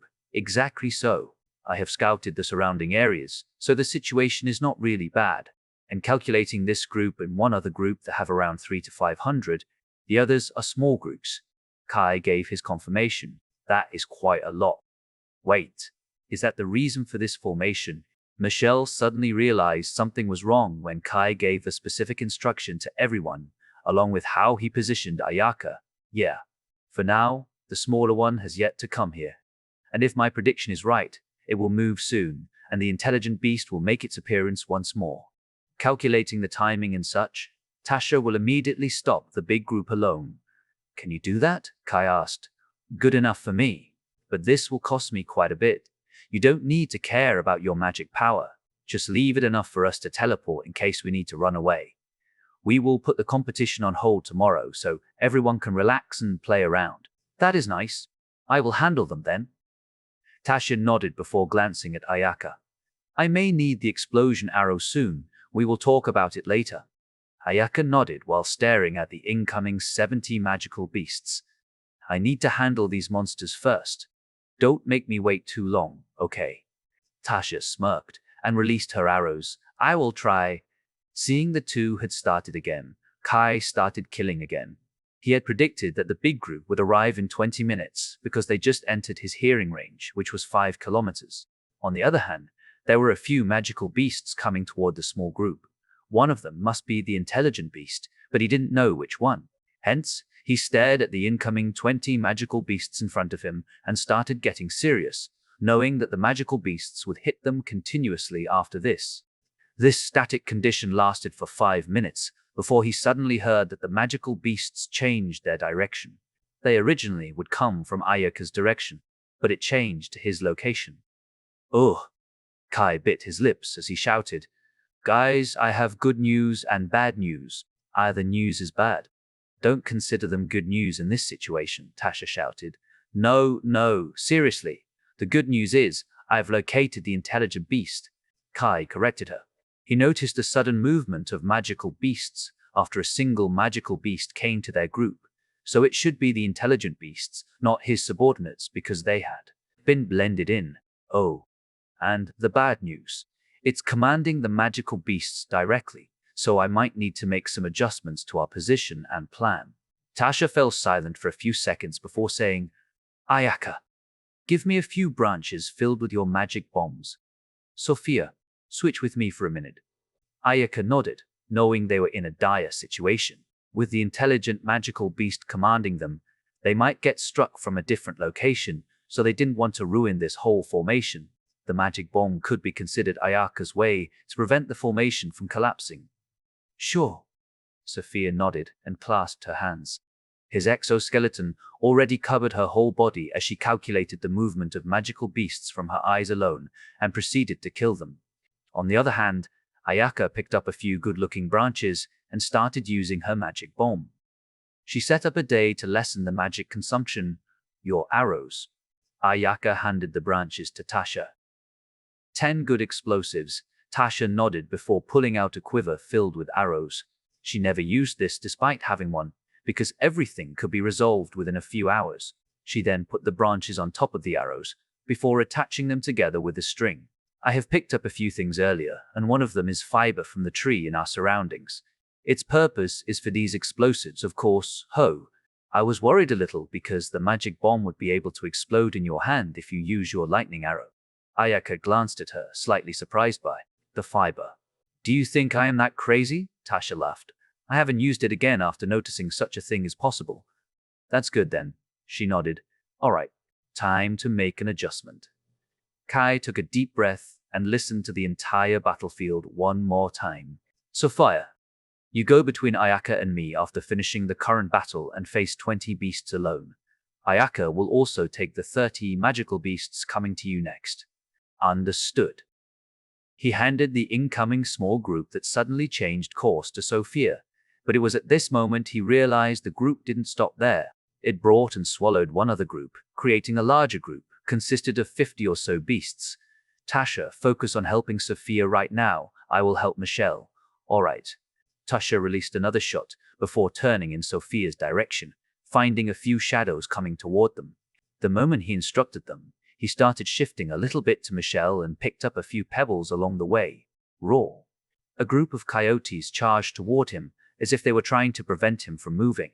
Kai summoned another magic circle and activated it when the coyotes passed it, blowing them to the ground. He then beheaded each of them and used the same trick to kill the rest. Michelle struggled a bit on her own, but Kai's timely support saved the day. She and Kai managed to do their own jobs, while Ayaka used her magic power a bit too much before finishing her jobs. Still, none of them could relax yet, because there were still many more magical beasts in the upcoming situation. In this half an hour or so, they managed to kill almost 1,000 magical beasts. Although the name was great and the time was too fast, it could be done due to the fact that the magical beasts charged at them not simultaneously. Kai and the others could kill a few tens of beasts under 1 minute or two, so the number was about right. Meanwhile, Tasha released 3 arrows at the same time, piercing the heads of 3 marmots. Unlike normal marmots, these ones had a slightly bigger bill to the point it reached 1 meter in height alone. The sharp claws would be their main weapons. Seeing this, Sophia also created a blue magic circle on each hand. Ice particles, streaming spear. Ice spikes flew out of the circles in a parabolic trajectory, bombarding the magical beasts. However, one would notice that the target leaned to the side. Kai narrowed his eyes, realizing Sophia's true aim. Sophia need help. I am good. I can handle them alone. Sophia rejected him, as she seemed to be very confident in this matter. Listening to Kai's comment, Tasha instantly recognized the movement of the marmots. She then aimed a little bit to the left, starting to maim them down. People might think she did it because they were planning to kill them from the left, but Tasha turned to the opposite side and began shooting them. It would confuse someone, but Sophia only nodded her head, sending her thanks to her. She then placed her hand on the ground and created an enormous magic circle. That magic circle gave birth to a few more in front of it, creating a line of 10 magic circles. The rain of the ice spikes had stopped due to this, but the marmot couldn't spread fast enough as Sophia activated the magic circles first. The marmots turned pale as they realized Sophia was trying to guide them to make a line like this by using the magic earlier. It was the sole reason why she aimed at the side and did nothing to the center. Ice wave. Spikes after spikes rose in succession, piercing all the marmots above it. The crystals were bigger than anyone could expect, too. With a height of 2 meters, it lifted the bodies off the ground. Blood started dyeing the blue ice red. but Tasha still needed to do the follow-up. She aimed all the heads present, making sure they died. Mission accomplished. Both of them gave each other a thumb up before finding Kai making a sudden movement. They followed his line of sight, and Sophia shouted, "I have spotted the energy. I know it's coming in Michelle's direction." Kai nodded and commanded, "Tasha, aim the magical beast and kill it." "I know." Tasha pulled the arrow and released it through the magical beast's rank without hitting a single of them. It flew toward the intelligent B-rank magical beast, which turned out to be a red fox. The red fox didn't find this arrow to be dangerous, so it simply leaped to the right, considering it was aiming at his head, leaning to the left side. This allowed the fox to avoid the arrow completely, but it was startled by another arrow that appeared out of nowhere. Tasha obviously didn't shoot this arrow, so the fox wouldn't notice. And when the fox saw it, it didn't fly like the first one. Instead, it was falling down due to gravity, completely not moving forward. The fox sweat dropped when it saw the arrow start glowing. Boom boom. Chapter 311. Compressed Air Bomb. Boom boom. Two loud explosions echoed on the battlefield as the flame burst out of the two arrows. Tasha had specifically teleported the second one, so it would appear at this timing, and it worked. She managed to fool the intelligent beast, Sophia. Kai shouted as he listened to the sound of the intelligent beast. He needed to confirm whether the magical beasts had died or not. "The fire is completely extinguished. The intelligent beast is dead." Sophia nodded, confirming everything while holding these magical beasts back. Good.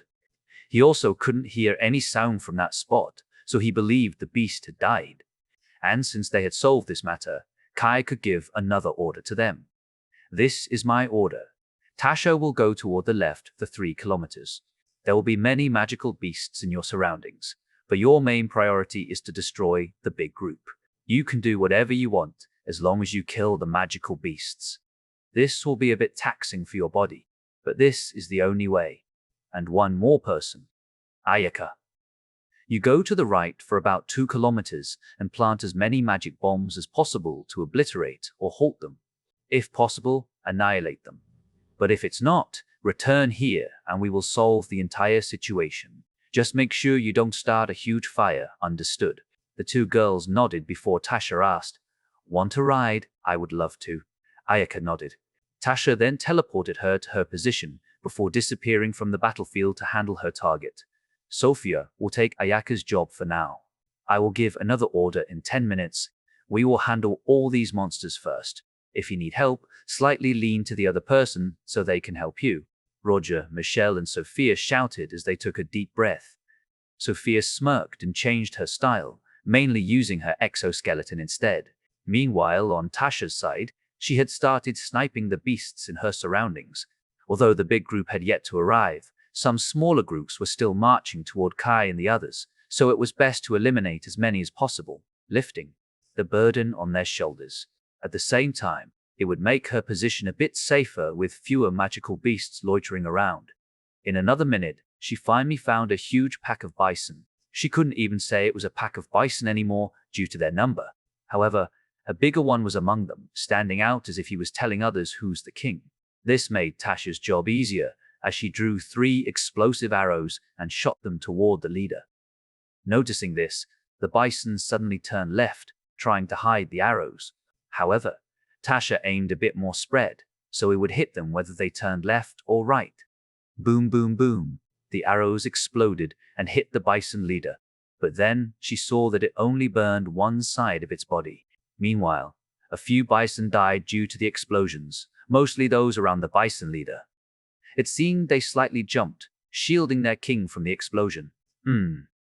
Tasha contemplated for a moment while touching her explosive arrows. However, she suddenly retracted her hands and clapped her hand, summoning a pink magic circle instead of the purple one. This only symbolized one thing. She was using her space magic, more accurately, her sealing magic. "It is time I show my progress." Tasha smiled. Kai had specifically asked her to handle this and left none alive, so she was pretty pumped up.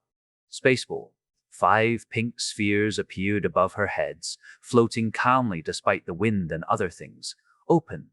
The moment she gave the order, a hole was formed on their body before it started sucking the nearby air. It looked like someone blew out a balloon, but a bit more magical. Tasha smiled and sealed them when it had 2 meters in diameters. Compress. The pink balloon started shrinking, and this was the one taking her magic power the most. But compared to how much she used when teleporting many magical beasts up in the sky, this was much lighter to use for her body and magic power. Before throwing the balls, he found that the bison turned again, trying to ram her. This was a good chance to finally show her strength. By grabbing one of them with her main hand, he threw the pink sphere toward the herd, and she didn't dare to stand too close to it, as she aimed a bit farther in their rank. When it reached its target, a magic circle appeared once again, dissolving the sphere in an instant. The compressed air that was trapped there burst out, causing a huge explosion. But this one was not an explosion that caused the fire. Instead, it was like a burst of wind that could cut many things with the pressure coming out of it alone. Hee hee. This is my compressed air bomb. The pressure is too high there, so the explosion is a bit too powerful. She smirked, watching how the air bomb actually cut many bison while blowing some of them far away. The compressed air itself is not flammable. Although it is true that the temperature is relatively high, it still won't explode like a bomb unless they added some specific elements and use Ayaka's fire to make it explode. But the pressure alone was enough for them. Even Kai couldn't easily block this off, so she was pretty proud of this one. She then proceeded to throw the other 4s in their ranks. Boom boom. A series of explosions resounded across the region as the bison were butchered so easily. Tasha kept using the compressed air bomb and killed as many as possible during this time while maintaining her magic power so as to not reach the limit Kai placed earlier. Haha, die. Tasha laughed while seeing many bison fall down to the ground. Even the leader was scared of Tasha, as she looked like a demon right now. They tried to charge at her, but she would easily teleport to a distance while leaving the bombs there, so the ones charging at her would die. Then, she would start throwing more bombs on them. In the end, the herd decided to run away toward Kai, like how they were ordered to do in the first place. Unfortunately, that sealed their fate as Tasha chased them to the end to kill them. Kai sealed her ability for this reason. If the government knew about this, they would take advantage of her abilities and try to control her. As long as he became strong enough, he could oppose the government in case they decided to place the restriction on her, especially control her. Just like how Nathan and Rhea Ross would be in his back no matter what happened, he needed his own reputation to have enough strength to do this.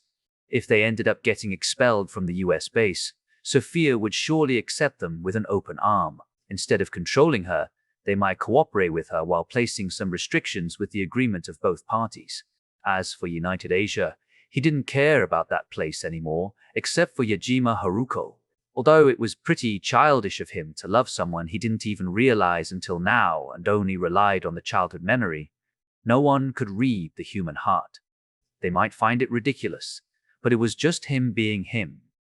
Nonetheless, the only thing they needed to do was to get stronger, and by releasing this limiter for a while, Tasha understood a few more things regarding her. Sealing magic. Meanwhile, Ayaka wasn't losing in terms of explosions. She planted many magic bombs in the direction, and when the group of moose walked above it, Ayaka used her scarlet explosion to light them up, and the result? Boom, boom, boom. Another series of explosions shook the battlefield, as this one was more critical than the one Tasha made.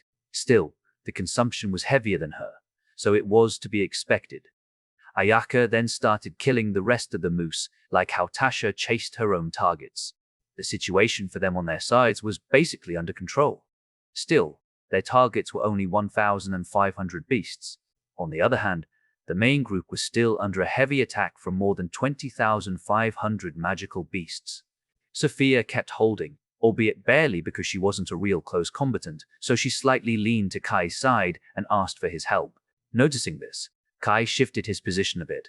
This way, Michelle would handle 40% of their surroundings while he and Sophia handled the other 60%. Kai, this is not going to work. The magical beasts won't stop and keep coming for a few more hours. That is right. The army has always dealt with this situation. We need to retreat first. No. Kai shook his head. The two narrowed their eyes since Kai seemed to have a plan to break this stalemate. Michelle, this is my order. Go to the perimeter and create a gap between them. This way, we will stop the magical beasts. Kai ordered. Hearing the order, she nodded. Considering the number of monsters and their reactions, the army would need to fight continuously for 24 hours. However, there was a time they could have a break. It was when there was a gap between the enemy, so the ones that were originally located in those gaps couldn't transmit the distress signal to those behind them. Michelle's objective was to create that gap. Shadow Slash. She sent the Shadow Slash before disappearing from the battlefield. Sophia, on the other hand, was stunned. Are you serious?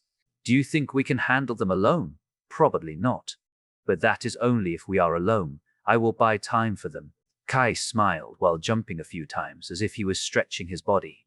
Sophia tilted her head in confusion. You didn't realize the fact that I chose the easiest direction this whole time. Kai slightly furrowed his eyebrows. The clue immediately shook her heart as she gasped. You have been saving your energy for this. Kai smiled as he glanced at all the monsters in his surroundings and marked them as 1, 2, 3, and so on, to see which one he needed to kill first. He crossed his arms as he leaped a bit higher this time, falling down on top of the 45 degrees magic circle. I will be handling them with my full speed. Some will pass me, so I want you to handle them on your own. 30 minutes will be the maximum, so use everything you have. Sophia gulped down as she summoned a huge magic circle underneath her feet. Understood. All right now. Kai stepped on the magic circle and launched himself toward his targets. Time to kill. Chapter 312. End of the mission. With only Kai and Sophia remaining in this encirclement, Kai decided to step up his game, using all of his ability to the utmost limit. And as one would expect, it was a disaster. He went around the field while wielding his sword, using the sound blast to enhance his speed to another level.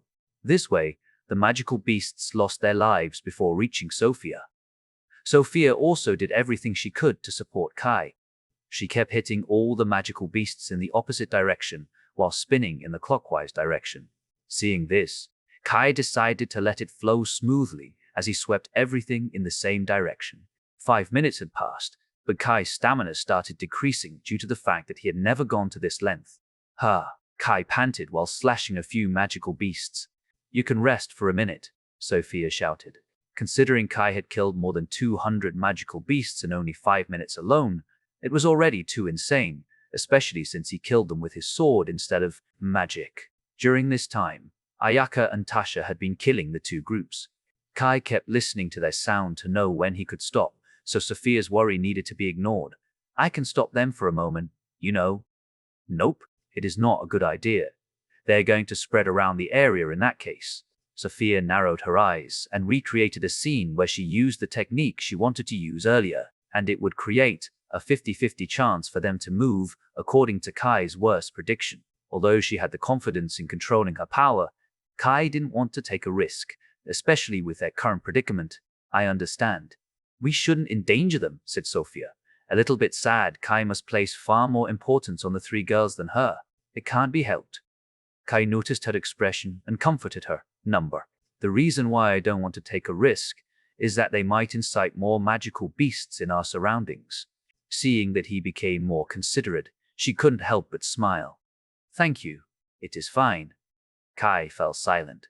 That was certainly not a lie from him, because he was afraid the beasts would return to their original position and alarm the beasts that had yet to come. Michelle had been creating a gap as well, so Tasha would be required to teleport them away. Unfortunately, Sophia misunderstood him. As much as he wanted to correct her, he had no time to deal with it. He kept killing the magical beasts for another 10 minutes, until Tasha and Ayaka returned. They helped the two that had been holding on their own until there was not a single magical beast anymore in their surroundings. After that, they regrouped with Michelle before returning to their own base camp. However, they met another problem because they still needed to have a reflection time. Apologies. That was my fault. I said it before. No one was at fault. Kai shook his head, helping her up.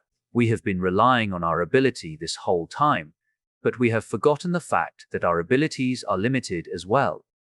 That's right. If you think that the fault lies in your ability, then it will also become our responsibility. Since we don't care about anything so long, you say it is fine. Michelle nodded while bandaging the wounds on her body. I agree. Tasha and Ayaka nodded their heads simultaneously. So, Don't think much about it. Kai smiled. Sophia looked down and gave a slight nod.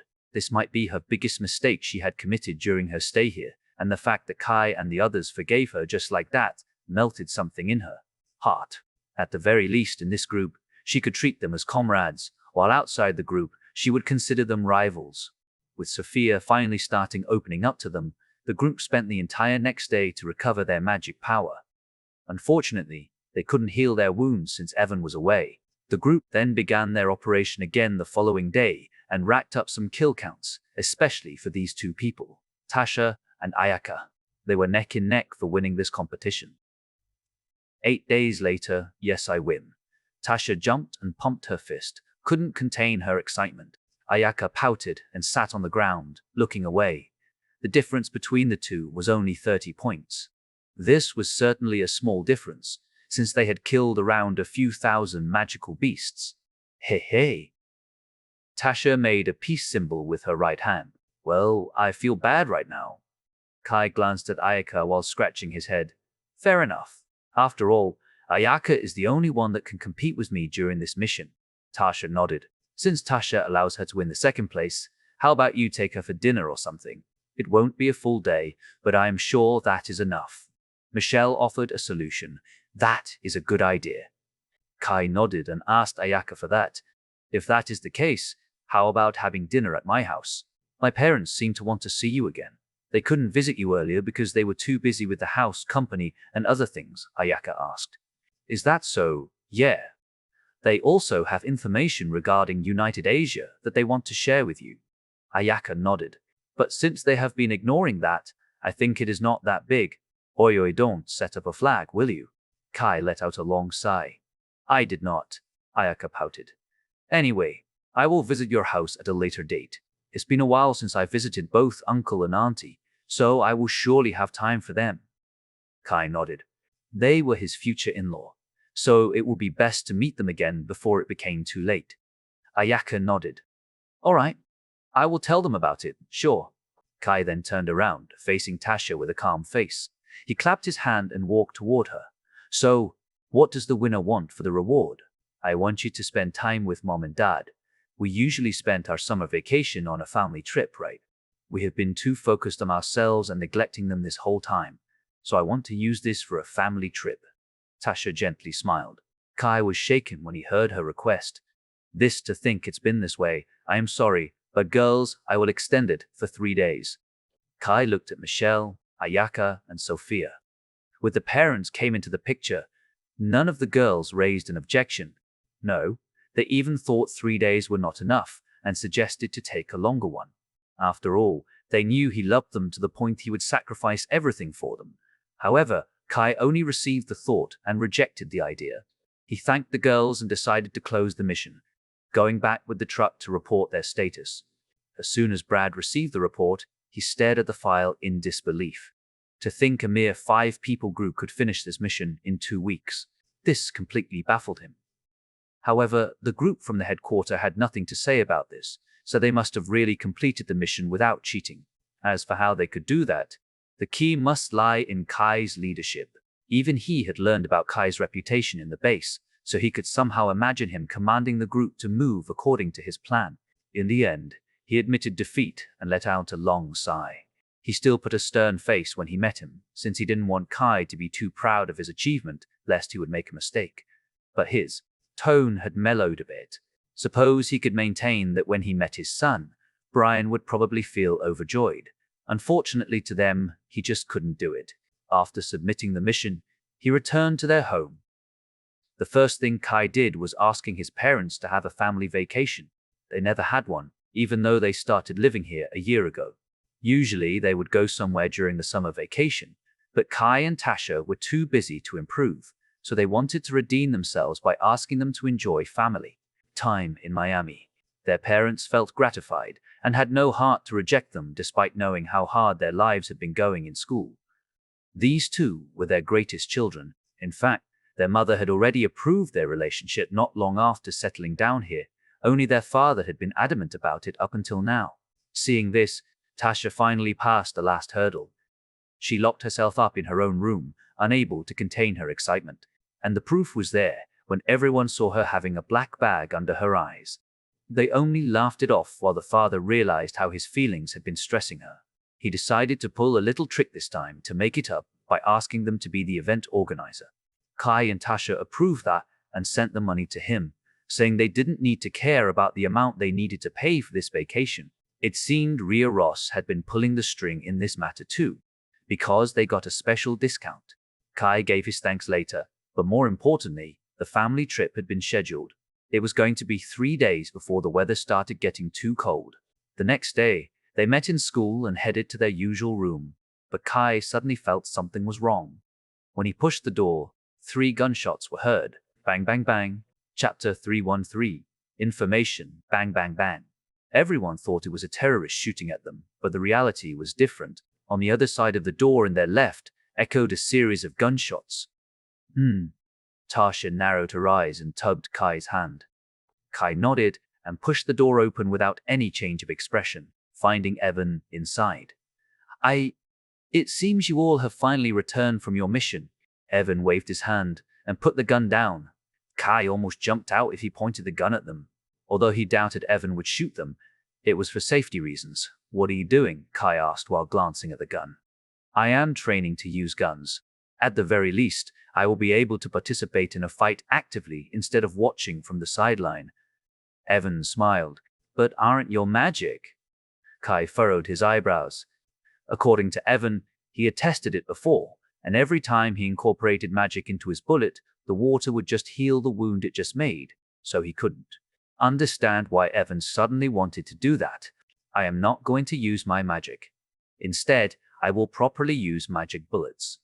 I don't want to burden my family that much because this will be very expensive. But I believe with you here, everything is covered. Evan chuckled. He didn't mean to say Kai was the source of money. Instead, it was the mission that would be given to him. Due to his special status, Kai's mission was a very high-level one, resulting in millions of dollars in a single mission. The bullets might be expensive, but he should be able to cover it even with the money split into 5. If you are getting those bullets, you will need the best one. Yes, I have settled my bullet choice. Due to the huge amount of magical beast core infused into the bullet, each bullet cost $500 each. The result is also great, as it will be able to penetrate a rank magical beast without difficulty. Considering I can get a few 100,000 every mission, I think I should be able to maintain my wallet. Evan nodded, giving a confirmation that everything had been under control. I see. Since you have thought it through, I won't say much. In that case, how about buying from our own group? Kai turned around, facing Ayaka with a grin. That's right, Kudo Group is producing weapons and ammunition. Evan understood his intention. Well, I don't mind buying them with the market price. It's fine. Since you want to do this, I will just sell them at cost price. Though, I want you to test the bullet ability, including the types that will come out in the future. You can say it is an investment. Ayaka waved her hand. I don't mind. Evan nodded. I can also save up some to buy other things. In that case, we have a deal. They then shook hands. I will keep practicing then, sure. Kai then brought everyone outside, idling around in the main room. He looked at them before taking out his device. It should be the usual time for Haruko to send a message, but it seemed she had gotten a little bit too busy. Only after another 2 hours that the message finally came. Yeah, I am sorry since I'm a bit too late this time. How are you? I hope you are fine. I have been following your news this whole time, and I'm really proud of you. I have been joining the army since a few months ago, but considering the conflict between the Katsuragi family and the Southern family still continues, there is no big movement yet.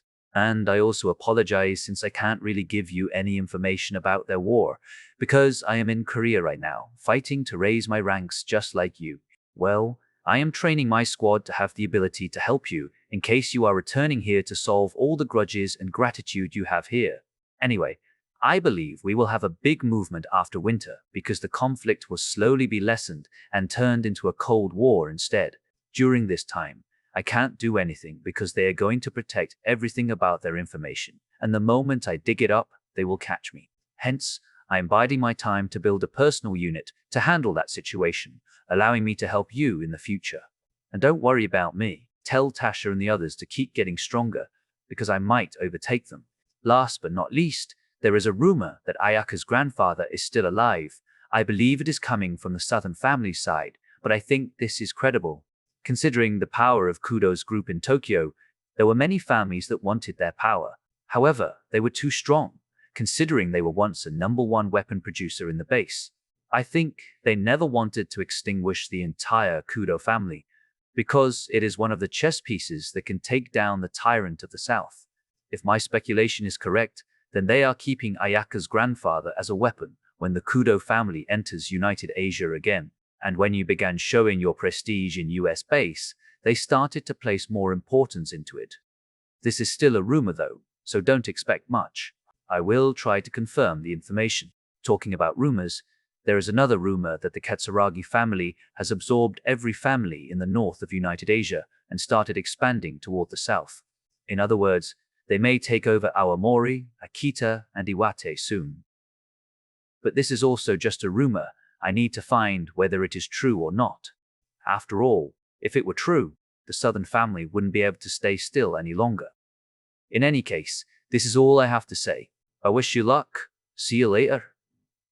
Kai pinched the bridge between two eyebrows and contemplated this matter. Kai. The girls obviously noticed and put down the matter at hand. Did grandfather give you another trouble? Michelle asked. The one who usually made Kai like this was her grandfather, so she thought it would be the case. Nothing. Change of plan. I will be coming to Ayaka's house today. I am sorry, but this is an urgent thing. I don't know if it's possible though. Ayaka thought for a moment and said, I will call my parents first. She then rose and called them in the corner. Meanwhile, Tasha and Michelle stared at him, waiting for an explanation. There is a big movement in United Asia, just like how I am improving both my influence and power. The Katsuragi family does the exact same thing. They are biding their time to turn every situation in their favor. As much as I want to increase my influence, I can't rush it because the citizens here will distrust the government, making my reputation bad. When the time comes, I can't use most of my plans. Hence, I am planning to increase my strength for the time being. You can say there is only one more mission before we can have a nice holiday. However, I want to use this vacation to train myself because the time is near and the problems are too much for me to handle. Kai sighed. Train. The girls looked down, contemplating this matter. My father said, okay. Ayaka had returned from the call and overheard his intention. She continued, I don't have a problem with that. I think we should separate for the time being, so we can improve our individual ability. Tasha glanced at Ayaka's expression and finally nodded. I understand. I can probably ask for a personal training room and practice this technique that I always want to complete. True. I can ask my family to do that as well, because I do feel something is pulling me back, as if something is telling me to complete certain magic in my mind first, before doing everything else. There is also a new fighting style that I am currently refining. Michelle also gave confirmation. I have no problem too. Ayaka nodded in agreement. I have a thing that I want to try. Not gonna tell you what it is though. They then turned to Sophia, the only one who had yet to answer. I doubt I can train here. Considering the timing for Julia, I will need to return to the base first with her during this holiday. However, I promise that I won't slacken my practice and return after 3 months, said Sophia with a downcast look. To be honest, she had no help in this base if she wanted to practice her magic. After all, many high-ranking people wanted her to stay away from Kai, so she didn't snatch him from them. So, the best way to get stronger was to return to her base. This also meant that she needed to sacrifice 3 months from their agreement. But when one thought about it, they would think it was a good deal since she would gain Kai's trust this way. Kai, on the other hand, added something that shocked the others. During the training, I might probably have no time to reply to your message, so I apologize in advance. Michelle suddenly felt something was wrong, as she realized what Kai wanted to do. Are you sure? Yeah, I am going to practice with my teacher again, so it's going to be a death march for me. Kai let out a long sigh, thinking the nightmare would soon start. Chapter 31-4 United Asia's Situation. Later that day, Kai returned to his house first to change his clothes before going to Ayaka's house, and as expected, he got a warm reception from Kudo Yoshihiro, her father. He had fun during the dinner, and it seemed when they built this place again, they had emphasized the family even more. Maybe it was due to the loss of their grandfather that the family must spare time to have dinner together. The dinner also had nothing like a cold and silent atmosphere, but they still joked around, paying attention to their manner. Kai smiled at this. Although it looked unsightly, he just liked this type of family more because it was the only thing that united the family. After dinner, Kudo Yoshihiro stared at him with a mysterious gaze. It looked like he had trouble, but he also tried to look through Kai. "Is there anything wrong, uncle?" Kai asked. "Nothing. I just realized that you are calling me uncle, not sir, like a certain someone. It means I win, right?" He slyly looked away. Kai was dumbfounded when he talked about it. He never put a thought into this, so he didn't know what to say regarding this matter. Because of the hardship they endured in the past, Kai had grown accustomed to call him uncle. And just like him, Nathan had been a strict grandfather in the past, so he became comfortable in calling him sir. Of course, he called Michael with uncle. But if Yoshihiro bragged about this to Nathan, there might be some frictions. It was a joke fight, but if the occasion wasn't right, the situation might turn ugly. There is nothing wrong with that, right? Kai decided to play it safe. "Besides, there is something that I want to tell you." "What is it?" Yoshihiro narrowed his eyes. "I have gotten news that there is a possibility that Sir Kudo Taro is still alive." Clank, clank, cough, cough. Ayaka and her mother dropped the glasses in their hands, while Yoshihiro choked because of the news. "I haven't confirmed the news yet, but due to the scale of the previous Kudo group, there is a chance that they are trying to control it to fight against the Southern family. If I'm not wrong, the one that attacked him was that Ikeda Kenzo, right? I once clashed with him, and he let me go easily. Is that true?" Ayaka slammed the table and rose from her seat. Kudo Chiyo also looked at him with disbelief. "Ikeda Kenzo is the current second in command in their operation, so I can't see why he's letting my father go.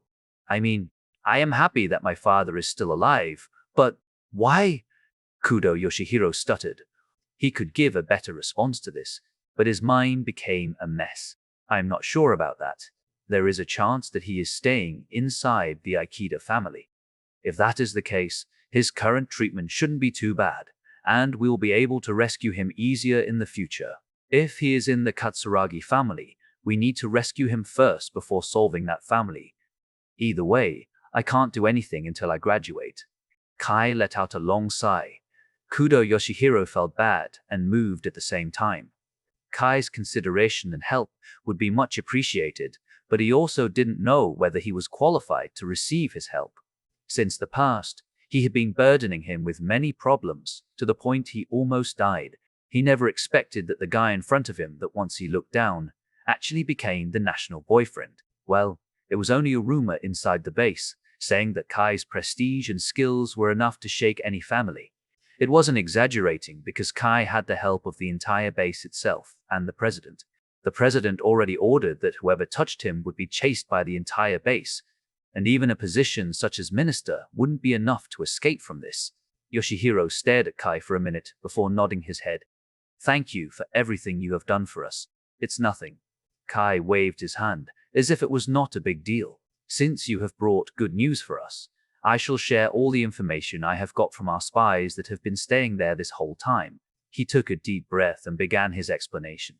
"As you already know, we have recalled the people we have left during that perilous situation. Some of them decided to stay and kept sending information about what happened in United Asia. Due to this, we have gotten some useful information. The first will be the current strength of each family. The leader of the entire Kyushu is the Southern family. This has been known for at least a decade, so let's not argue about this. However, Hokkaido is a bit special. Katsuragi family can control the situation at a certain level, but they are unable to control all families there, unlike Southern family. This situation has changed when they have an S rank in their rank, Ikeda Kenzo. They take the reign right now, and from our source, they have most likely finished uniting the entire Hokkaido under their banner through might and medicine. Down to the south, they will arrive in the Tohoku region. And with the help of the Ikeda family, that is said to be the strongest family in the Tohoku region, due to Ikeda Kenzo, they will most likely absorb them. To wage war against Kyushu, this will certainly create a power that will seriously harm United Asia. I have no more intention in staying there, but this is certainly a problem for you. Kai furrowed his eyebrows, thinking how it would trouble him. However, he couldn't come up with a single reason, so he asked, "What kind?" Just as he was about to ask, he remembered a certain person he left in United Asia.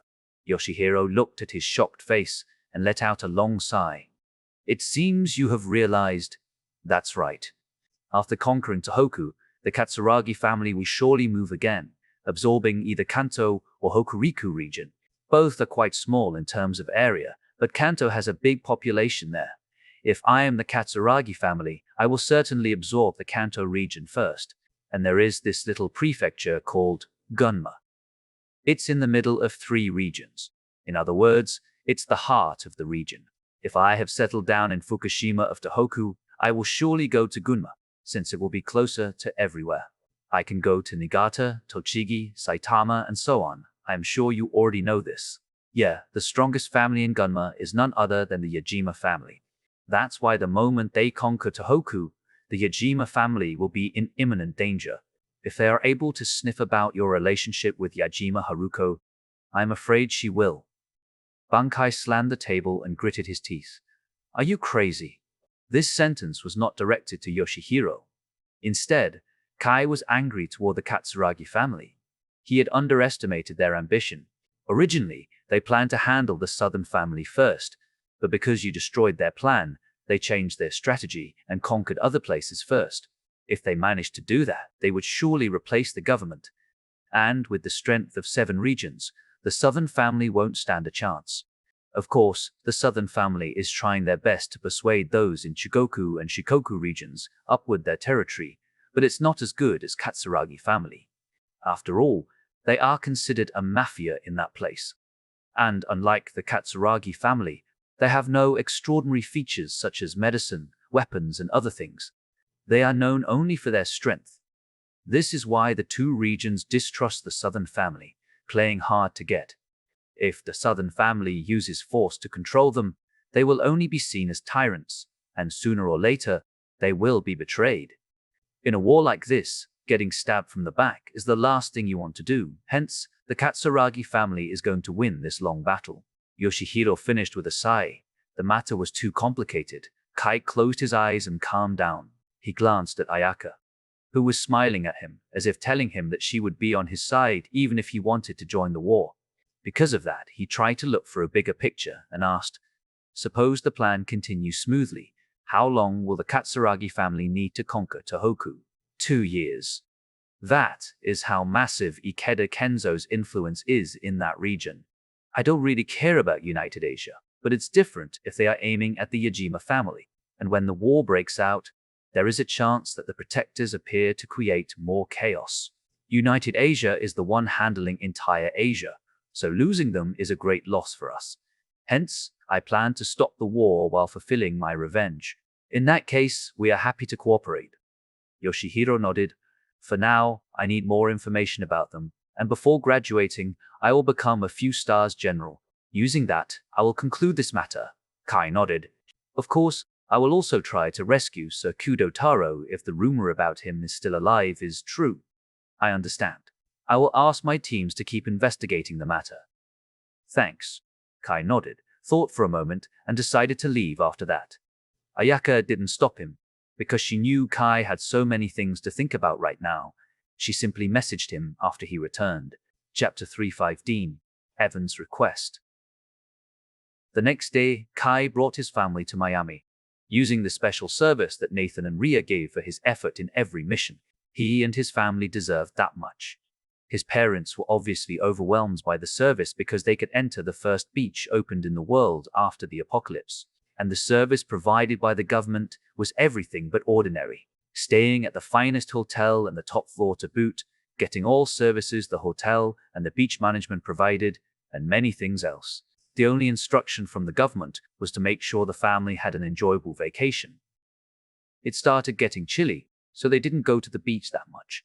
Instead, James Carter rented a car and toured around the city, enjoying delicacies and attractions.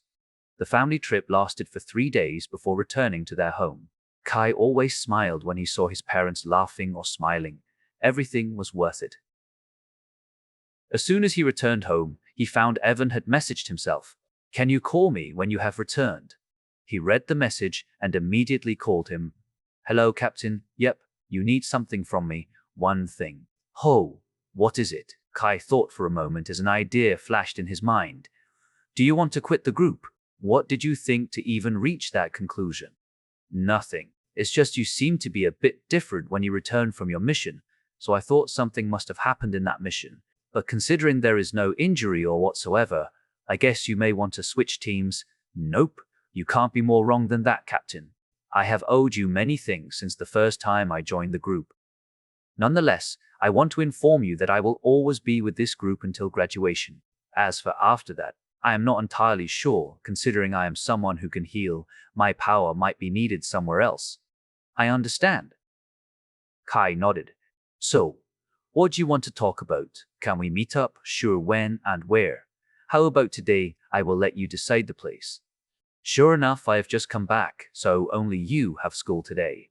Considering you want to meet me like this, it must be something important, so I guess it's fine. Let's talk in a coffee shop near the school. How about that?" "All right, we will meet after school ends. I understand. Thank you." He then hung up and let out a long sigh. So many problems needed to be solved, and he couldn't handle anything easily. Kai stared at an empty space, sorting all the thoughts he had. After that, he went toward the school and waited for Evan there. Half an hour later, Evan walked inside and found Kai inside. He immediately approached him and sat before him.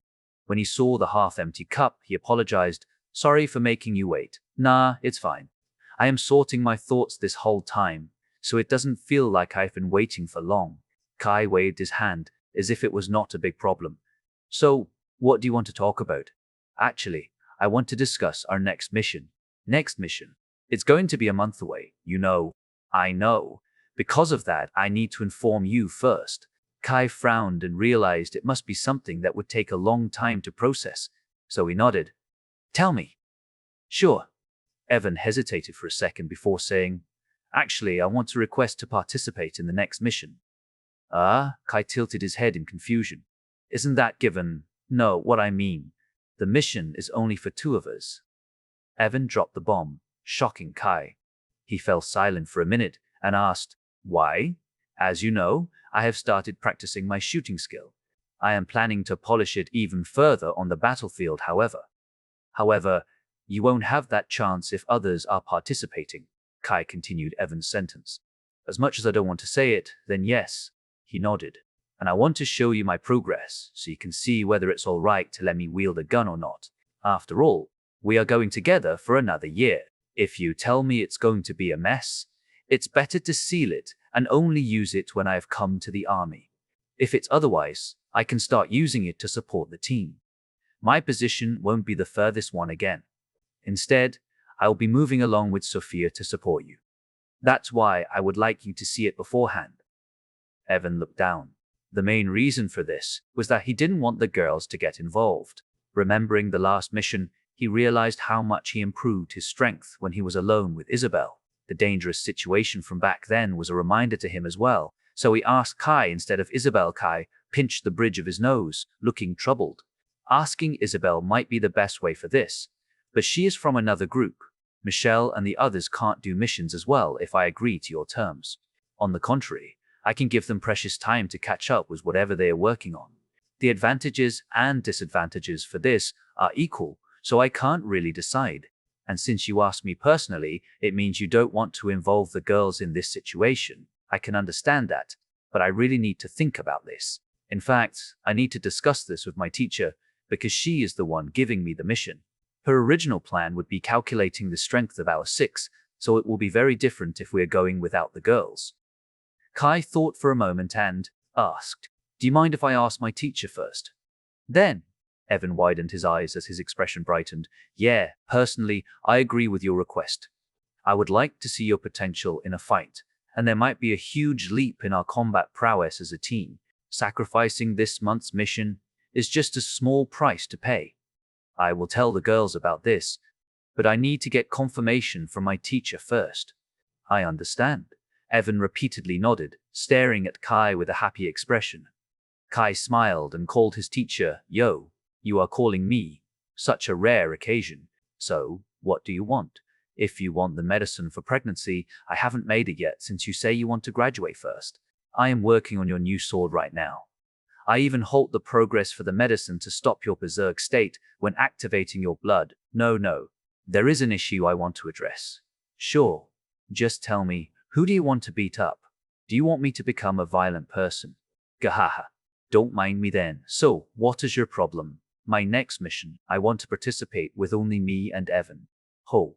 Her voice sounded amazed, not surprised or shocked. In fact, she found this amusing. Sure, you don't want to hear the reason. Nah. Your judgment ability is not something I should bother anymore. I don't mind hearing it though.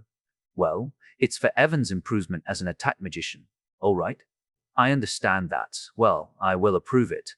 Is Evan with you now? Yes. Why? No one told this to him yet. But do you know the reason he got a mission with only Isabel? For his improvement, right? Yeah. But the real reason is to prepare him for his training during the 3 months holiday. He is going to train with a renowned magician from EU base who specializes in poison. I have put this in a speaker, so he can hear it too. You don't mind, right? Sure. So, Brat, now that you have listened to the plan, what is your thought? Evan blinked his eyes a few times, thinking the matter seriously. I appreciate your efforts. Since it can make me stronger, I won't say much about it, and there is one thing that I find strange. This is also another reason why I want to take a mission with only both of us. Ho, tell me. Apparently, my healing effect grew stronger during the last mission. I didn't know the reason though. At least, I knew that the usual time got halved because of this. You brat. From what I know, this might be your awakening. You know about Michelle's darkness element that transformed into shadow element, right? This is a similar case. The magician that I will introduce you to is the same as well. Kai and Evan exchanged looks and kept listening. From what I know, your water healing magic has transformed into a complete healing magic. In this case, healing can also be interpreted as medicine. There are many medicines that can give you strength for a period of time, so I believe your ability is similar to this one. The condition of awakening is different from person to person, so no need to think about it. As for your new magic, you need to experiment with it yourself, but since your base magic doesn't really harm people, I believe this one is the same. Just make sure you don't overdose someone, alright? Well, you can save the overdose symptom with your basic healing magic, so I won't say much, I understand. Evan nodded. Since we have finished here, I will hang up this call. Before that, I have something to say, teacher. Kai stopped her. What? I will come to your place during the holiday to train. She fell silent for a few minutes before a loud shout burst out the speaker. Hooray! I shall make a party for myself. Chapter 31:6. Laura Evans stared at Kai with a weird expression. On one hand, he was slightly concerned about his well-being because he heard many things about her training being torture and such. On the other hand, he sympathized with Ria for not having Kai with her, especially with that sound of happiness coming from the call. Kai shook his head and sighed. Anyway, I will be calling you when the holiday comes. Sure, you can call me whenever. Take care of your health too. I am not going to drink, just open up a juice or something and eat cakes. I am in the nice part right now, and your news has made me fired up. Ria laughed and hung up. Kai then let out a long sigh and rested his head on the table. Anyway, the problem is fixed now. I realize that the reason why you talk this early is because of my teacher, right? Yeah. I am just afraid that she has gotten a mission for you, so I feel bad if I ask you a bit later and have her change the mission. And there is no guarantee she will change it. I just need to say the last piece, and she will change it even if I inform her at the last minute. Evan raised his eyebrows with a small smile. Your teacher treasures you well. I am envious. I won't deny that. But the excitement from earlier probably came from the fact that she could train with me again. Highs. I feel that this 3 months holiday will surely kill me a few hundred times, no, more than 1,000 times. Kai let out a long sigh. Evan was shocked when he realized Kai didn't lie. He then remembered how Kai actually died more than 10,000 times in the past during the 1-year training. Kai shrugged. Either way, the plan won't change, so there is no need to overthink it. On the other hand, you should also keep practicing, so you can show me what you can achieve in this 1 month of peaceful days. I understand. I won't disappoint you, Evan nodded. Kai nodded back and watched Evan leaving. He then relaxed for a little longer and decided to return to his house. The next day, the group did their job inside their usual room like nothing happened. Because of the severity of this matter, Kai decided to tell them after they got the mission. And just like that, 3 weeks passed by. A message came to them, telling Kai to meet the council president. Because this was the first time the two would meet face to face, Michelle decided to accompany him. Kai, where do you think the next mission is going to be? Michelle asked. This probably won't be too big, right? Considering the one handling this is the student council president, not my grandfather. Actually, I will probably go with only Evan this time. Isabel tilted her head in confusion while narrowing her eyes. I had a talk with Evan a few weeks ago and requested my teacher to assign the mission only to Evan and me this time. That's why I believe we won't get a big mission. This is the first time you said this. Yeah, I thought the rest would be against this, so I kept it a secret until we received the mission. I see. Michelle nodded with a sigh. You're not angry? Nope. It's fine to have that, and I'm sure you are not someone who accepted something like that without any apparent reasons.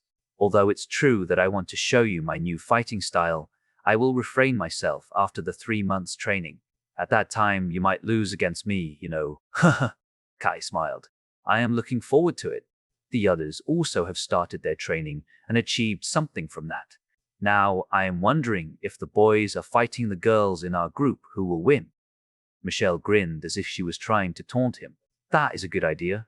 Maybe we should do that once before the holiday. Sure, I will ask the others about this, but make sure you don't pull your punches just because we are your girlfriends, you know. It will be just an insult to you girls, so I won't do that. Well, I will still not attack you in a brutal way. My heart can't withstand seeing that. Kai shrugged. That is good enough. Michelle nodded. Considering the timing of this mission, we will hold it on the last day of school. What do you think? Sure. Kai nodded as they arrived at the student council room.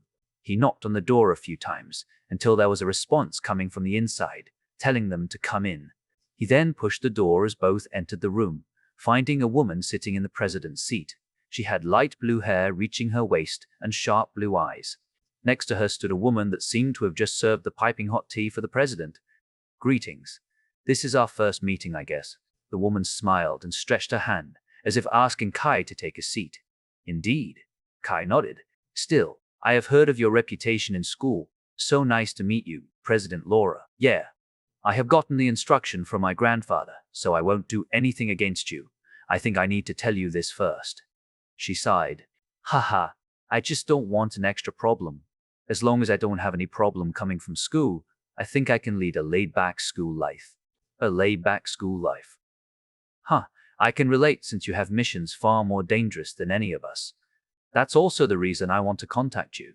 I simply can't see you as a patriot, considering you just came to this base a year ago. You. Michelle wanted to rebuke her, but Kai simply waved his hand and stopped her. I know, and I don't have any intention in calling me a patriot. I am also not a patriot of United Asia. Kai shook his head. She narrowed her eyes and sighed. I see. In that case, let's cut to the chase, shall we? Much appreciated. Then, this is your mission. She handed a paper to him. Kai read it with Michelle. In the middle of Chile, there is a disturbance caused by magical beasts. To be more specific, it's on the west of our raid mission. They have spotted around 1,000 magical beasts coming from there, and it will go more and more as time goes on. The reason, Kai asked. They were hit by a rare typhoon recently, causing destruction in the area. Because of this typhoon, the magical beasts are pushing back. Hence, the new base there wants you to eliminate the leaders of these magical beasts. Is there any report about the leaders? None. So, they want me to investigate this myself? Nope, but according to them, they are coming from the mountain range, so there is only one place to find the leaders. It's hard for the army because the magical beasts will surely attack them. But you are different. They want you to annihilate the leaders while they are paying attention to the army. Still, the leaders won't be unguarded. But it's not going to be as much as the ones attacking the army. Kai stared at her and nodded. I understand the gist of the mission. I will confirm it again. I only need to take down the leaders, right? Yes. But because we haven't identified which are the leaders, You need to check every powerful beast in the area. I don't mind. It won't take too long since I can find them easily. Kai nodded. Then, there is one more thing I need to ask you. Sure, what is it? The moment your sister, Tasha Carter, leaves the group, what will you do? Kai twitched his eyebrows as he thought she wanted to take her away, but he realized that graduation was around the corner. He calmed himself and sighed. Why do you ask? I mean, your score will be reset to 0 because she graduates. You won't be in the top 100 anymore unless you finish a couple of missions. I will just ask the government for a mission. Kai nodded. There is actually another way to get it back. Do you want to hear it? Kai furrowed his eyebrows and looked at Michelle. Now that you mention it, I haven't checked the rank for a long time. Michelle nodded and opened her device, finding the school rank. And it turned out they had been staying in 5th for a long time. Well, those who are in the top 4 are third years, including me, so I don't blame you for getting 5th. When the third years graduate, we will leave the ranking, including you, who have Tasha Carter. Fair enough. So, what is your point? You'll probably reach top rank with this pace, so I know there will be unrest within the students. Because most of us are taking many points from the group battles to stay ahead of you, they will question the ability of your team. After all, you got those points from the government itself and never had any other group battle. No one could judge your ability and think that you are just getting everything from your influence. I know you don't care, but many will happen to this school because of that. So, I am here to propose a plan. This will be a win-win solution. Would you like to hear it? Kai glanced at Michelle and nodded. Sure, tell us. I want you to hold a group battle just once more. Chapter 317. I bet I want you to hold a group battle. Just once more, said Laura with a serious expression. Ho! Kai tried to see the hidden meaning behind this, but he couldn't come up with anything because he didn't really entangle himself with the matter in school. How are you going to do that? Don't tell me it will be us fighting a few groups. Michelle seemed to have realized her true intention. Indeed, the moment your points return to 0, you can fight against the next top 5 groups in the academy. Before coming to a conclusion, I would like to explain everything first. Laura stared at Kai, asking for his opinion. Okay, certainly. Laura nodded. And I'm sure you already know this, but because they keep doing missions with your group, they, the Eagle Group, will become one of the top 5 groups. However, I understand if you don't want to fight them, so we can do the battle with only the other 4. This way, the new students will be able to see the strength of the current top 5 and also your group. From what I have heard, your group is very different from any of us here, to the point that not even my group can hold a candle against your group. Hence, even if I have graduated at that time, I would like to set up this group match. I have a few reasons for this. First, we can set up a minimum requirement for the new students, allowing them to see the top group's strength. Second, will be the strength of our ace, which is your group. Since your reputation has become well known, the number of new students this year explodes. There are at least 5 times from our normal applicants, making the teachers do another round of elimination to select 40% of them. The third reason is to make you their role model. As you might know, many have the same opinion as me, considering you as an outsider. Although your contribution is recorded in the media and government, the people haven't witnessed anything yet. Hence, they think you are only a scapegoat for the government to incite the eagerness of the new generation. The last reason is due to the pressure coming from the teachers and higher-ups in this school. I know that everything can be solved with your influence, but can you treat it as your contribution to this school? She finished her explanation with a sigh. Kai looked down while stroking his chin a few times, falling into deep thought. I see. This is a peculiar situation.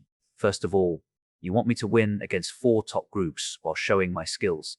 At the same time, I need to pull my punches for a moment, so the 4 groups can show their skills, allowing the students to see the gap between them. Then, after everything is prepared, I will be defeating them. The problem is, we won't have any agreement with the 4 groups, and treat this as a scripted fight. No matter how good a scripted fight is, some might still see through it. That's why you want to hold this fight with this condition. Kai narrowed his eyes. Laura admitted defeat and answered, You are really… Never mind. Yes, that's the gist of the situation, but there is still an agreement between you and the 4 teams. And what would that be? It's the reward in case you win. Have you forgotten it already? The reason why I propose this are points, yes. Because their points won't become zero like yours. They will have around 100,000 points before graduation. Even if we take only 10% of their points, you will get at least 40,000 points in the case you win. This should be enough for you to return to your top 100 positions. Kai felt this proposal was not bad at all. The 40,000 points were slightly higher than the one he needed last year to enter the top 100, so it wasn't a bad fight to get all those points in a single match. On the other hand, he also wanted to see how strong his group is compared to other groups. After all, they had fought against many battles at a far higher level, so he wanted to see the gap between them. And I have heard that Sophia Campbell will need to return to EU base at that time, right? This means your group will only have 4 people, which is perfect. What do you think about this? One person fights one group. She smiled, offering a solution. There are 2 missing parts in your proposal earlier. Kai raised 2 fingers. First will be the timing. If you've heard that Sophia Campbell will return, you must have heard that I also will go with her for a few months. Indeed. That's why I can speed up some things, allowing you to fight on the transition date. We can simply make a special announcement about your fight, and it will settle it. After all, I know that you won't like it if your group gets low treatment during your stay there. She thought for a moment. There is approximately 1 month for the graduation to the first day of the school. We can choose a date within that 1 month, and you can choose it yourself. I will prepare the stage for you. Will the students come? If it's only a battle between 2 top groups, half of them will surely come. However, this is different. This is your group fighting against 4 top groups. It will incite so much hype from them to the point the new graduates, including me, will see that match before going to the army. Seeing her confident face, Kai let out a sigh and agreed. All right, I will leave this matter to you. Sure. She nodded. What is the second missing piece? Evan's strength. Evan is our healer, so are you sure you want to consider him as our combatant? Now that you mention it, I forgot that he could only use healing magic. Even all the attack magic he used will be converted to healing magic in the end. She face-palmed. How could I forget about this? What a blunder.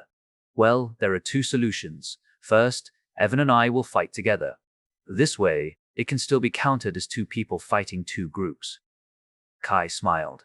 He remembered how Evan wanted to show his progress in the mission, so he believed he should be able to support him. It can be considered as such, but it is a bit risky, don't you think? I agree. But it will depend on the second solution. Kai smiled. I will be training Evan to be strong enough to defeat the whole group. I don't know what will happen, but even if he loses, no one will speak ill about him. After all, I am sure he will put up a great fight before that. Indeed. With his identity as a healer, it's normal to be regarded as a great fighter if he can put up a great fight against a top group. She agreed. Still, I am wondering why you went all the way to set up this fight. Kai furrowed her eyebrows, finding something odd about this whole thing. Although it looked like she wanted to mess him up with this arrangement, Kai knew that her intention was pure. She truly wanted to help him. If she answered she just wanted to help all students as the president, Kai would doubt it. However, the next thing they saw shocked him and Michelle. Laura looked away embarrassedly. There was a tinge red on her cheek as her face became hot. Well, you and your group have been together with Eagle Group, right? I just want to thank you. It took them a whole minute to process her words before Kai and Michelle exchanged looks and chuckled. The reason turned out to be Tommy. He had been showing huge progress in his strength during the collaboration between the Lion Group and Eagle Group. Wah! The president became flustered as she waved both hands as if telling them to forget it, but her mouth said otherwise. But he is still not good enough. He needs to learn more and keep increasing his strength. And there is this. She kept talking for a few minutes before she realized what she had done and looked down while covering her face with her hands. Oh, what did I just say? Please forget about it. Don't let him know. This girl is that, right? Kai glanced at Michelle with a smug smile. Yeah. Shockingly, yeah. There you have it. She just wants the best for him, albeit it looks like she is ordering him around. It looks that way though. And you know what? She can't stop talking about him when we gather in this place. Ugh, her voice is killing me. Her assistant finally opened her mouth while patting her head. There. Wah, You are bullying me. Ooh, President Laura. Shall we have a bet? Kai smirked. A bet. Her face was still red, and her eyes kept wandering away, trying to hide her embarrassment. Yeah, each of my group will fight against one group without any help. If the top groups manage to defeat even a single of us, you can consider this as my loss. I will hide this from Tommy. But if we win, I want you to have a date with Tommy and tell him the truth. This can be served as a motivation for my group as well. So, how is it? Since Evan is joining as a solo participant like me and the others, the odds are against me. Kai smirked. Michelle sighed inwardly, knowing that Kai wanted to help Tommy because he was a member of Eagle Group I.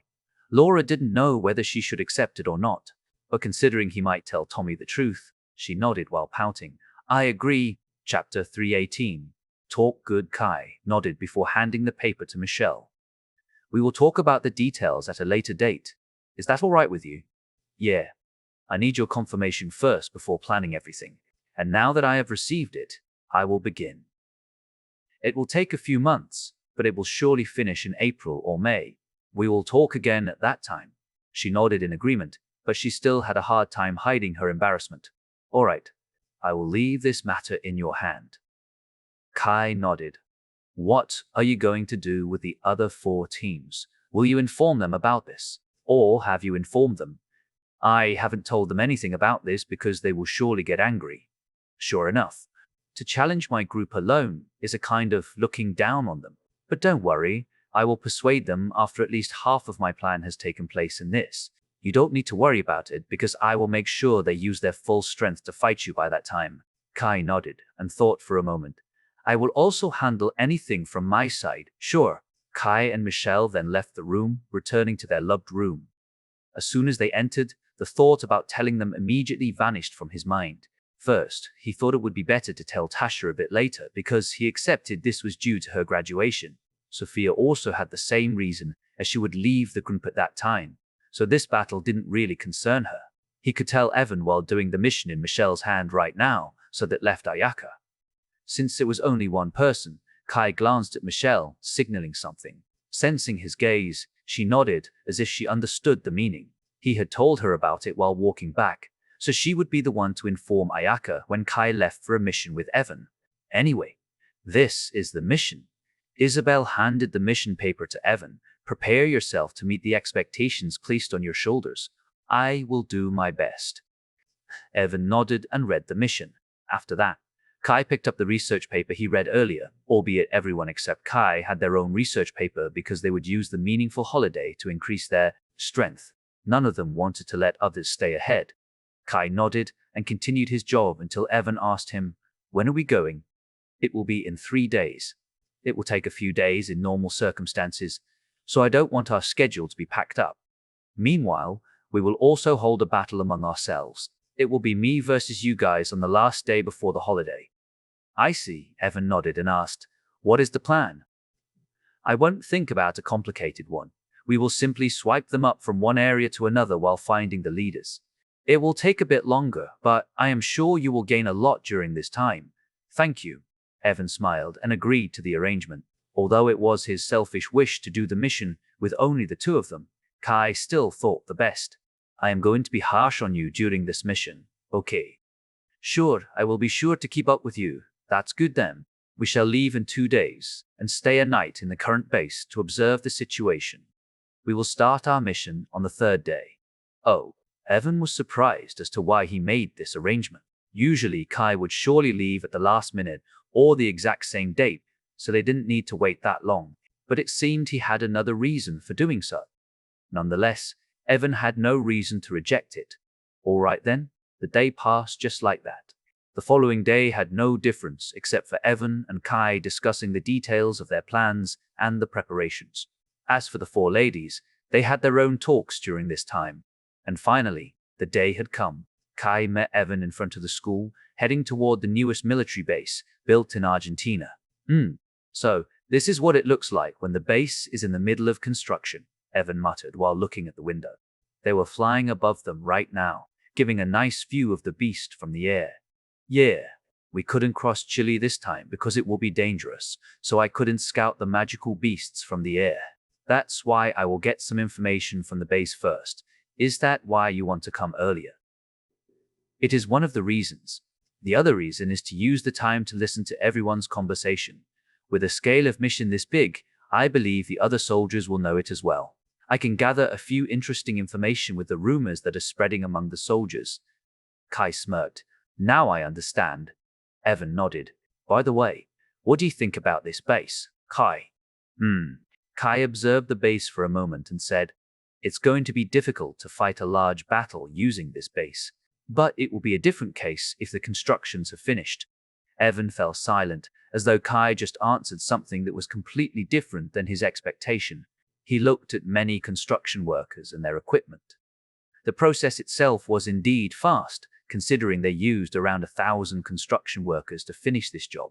But it was necessary because they needed to tackle many magical beasts at the very front. Anyway, I have something to tell you. Evan tilted his head in confusion. What is it? We are going to fight the top 4 groups as soon as Tasha graduates, and each of us needs to take on a single group. As soon as Tasha graduates, and each of us needs to take them by ourselves. Evan widened his eyes. With these 2 points alone, he knew it would be the time they reset their points as Tasha left the group. At the same time, Sophia would also return to the EU base, allowing them to match their numbers. Still, Evan couldn't believe whether he was able to fight a single group alone or not. Are you sure? Yeah, and the only way to win is for all of us to beat them. Kai smiled. Evan facepalmed and sighed. Oh my goodness, Captain. Don't you put too much expectation on me, haha. You will need to train during the holiday with this in mind. Kai grinned.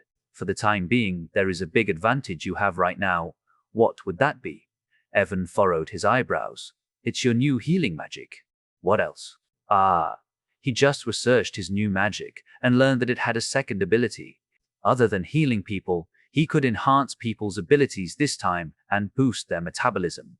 This ability will mainly increase their physical ability. If your performance suddenly goes up, it will surely shock them for a moment. Although we can't underestimate the top groups in this academy, you should be able to take one of them with that surprise attack. I am sure that all the experiences you have will allow you to do that. Well, I will take the weakest group because that's the only chance I can win. He shrugged. After all, I am just a newborn baby to them. Nope. Kai shook his head. You are the ancient one that just woke up again. Evan was surprised. He must mean about his experiences during his hard time with Isabel. Piers. I didn't mean to dig up your past, but when I was searching about Isabel for the group battle, I found this information. Well, that's also why you can have that fighting sense when you were training with me, right? Yeah. Evan smiled. That wasn't the greatest memory, but it was enjoyable. Although I didn't manage to improve, I understood more than I could imagine. Unfortunately, it only appeared after training again with you. After all, your brutal training almost instilled a trauma in my heart, you know. Ha ha ha. The fight to the death is the best way to stimulate someone's talent. My teacher said that, and I believe that as well. The proof is you. He smirked. As expected. Like teacher, like student. Both of you are a sadist. Evan shook his head. I am still thankful for that though. Haha. But seriously, I am hoping you can show me your capability during this mission. Kai smiled. We don't have much time for this upcoming battle. It's fine. I will make sure to catch up. Even if I need to be beaten up, I can simply heal myself with my magic. I will just need to avoid their killing blows. And I will be fine. Just like you said, I might be able to create a gap with my enhanced physical ability. It will be for a moment, but I am sure I can heal myself during that period. The only thing you need is attacking ability then. Kai nodded. Yeah, I am still using 1 pistol at the moment, but my goal is to use 2 to increase my firepower. All right. Kai nodded. They then waited for a few minutes until the helicopter landed inside the base. As soon as Kai came out of the helicopter, he was surprised by the 2 people coming toward him. He simply didn't expect to meet 2 familiar faces in this base, General Paolo and General Erica. Kai widened his eyes before he instinctively saluted. Chapter 319. Mission General Paolo and General Erica. Paolo waved his hand while grinning, as if he had expected him to come. Meanwhile, Erica nodded to him and saluted back. Good work for coming here. Yes. Kai shook their hands before introducing Evan. This is my friend who will finish this mission with me, Evan Young. I know you. You were the one who healed our soldiers in the war. Paolo nodded and shook Evan's hand. Nice to meet you. Erica also did the same. Still, I never expected to see both of you here. Kai chuckled, not knowing whether to feel relief because he met an acquaintance or feel pressured because they became his boss.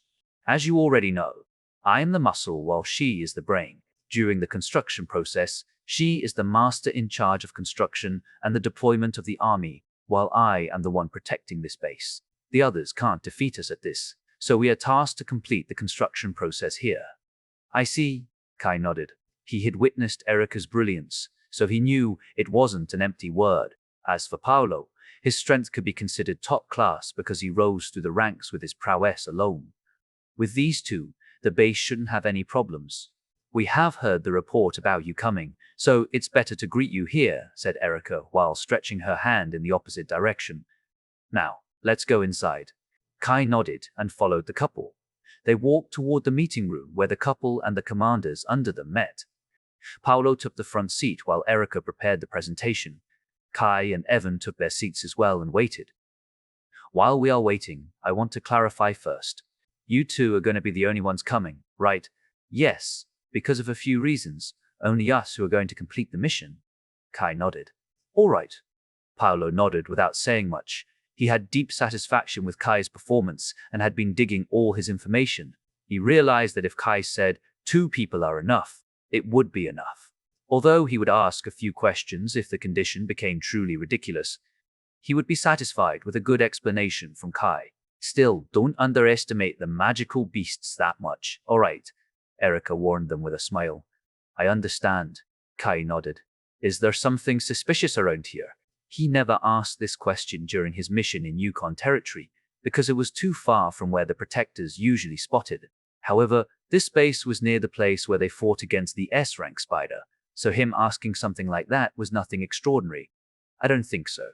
There are a few things that can be questioned, but there is nothing extraordinary. I doubt there will be a protector around. Erica shook her head.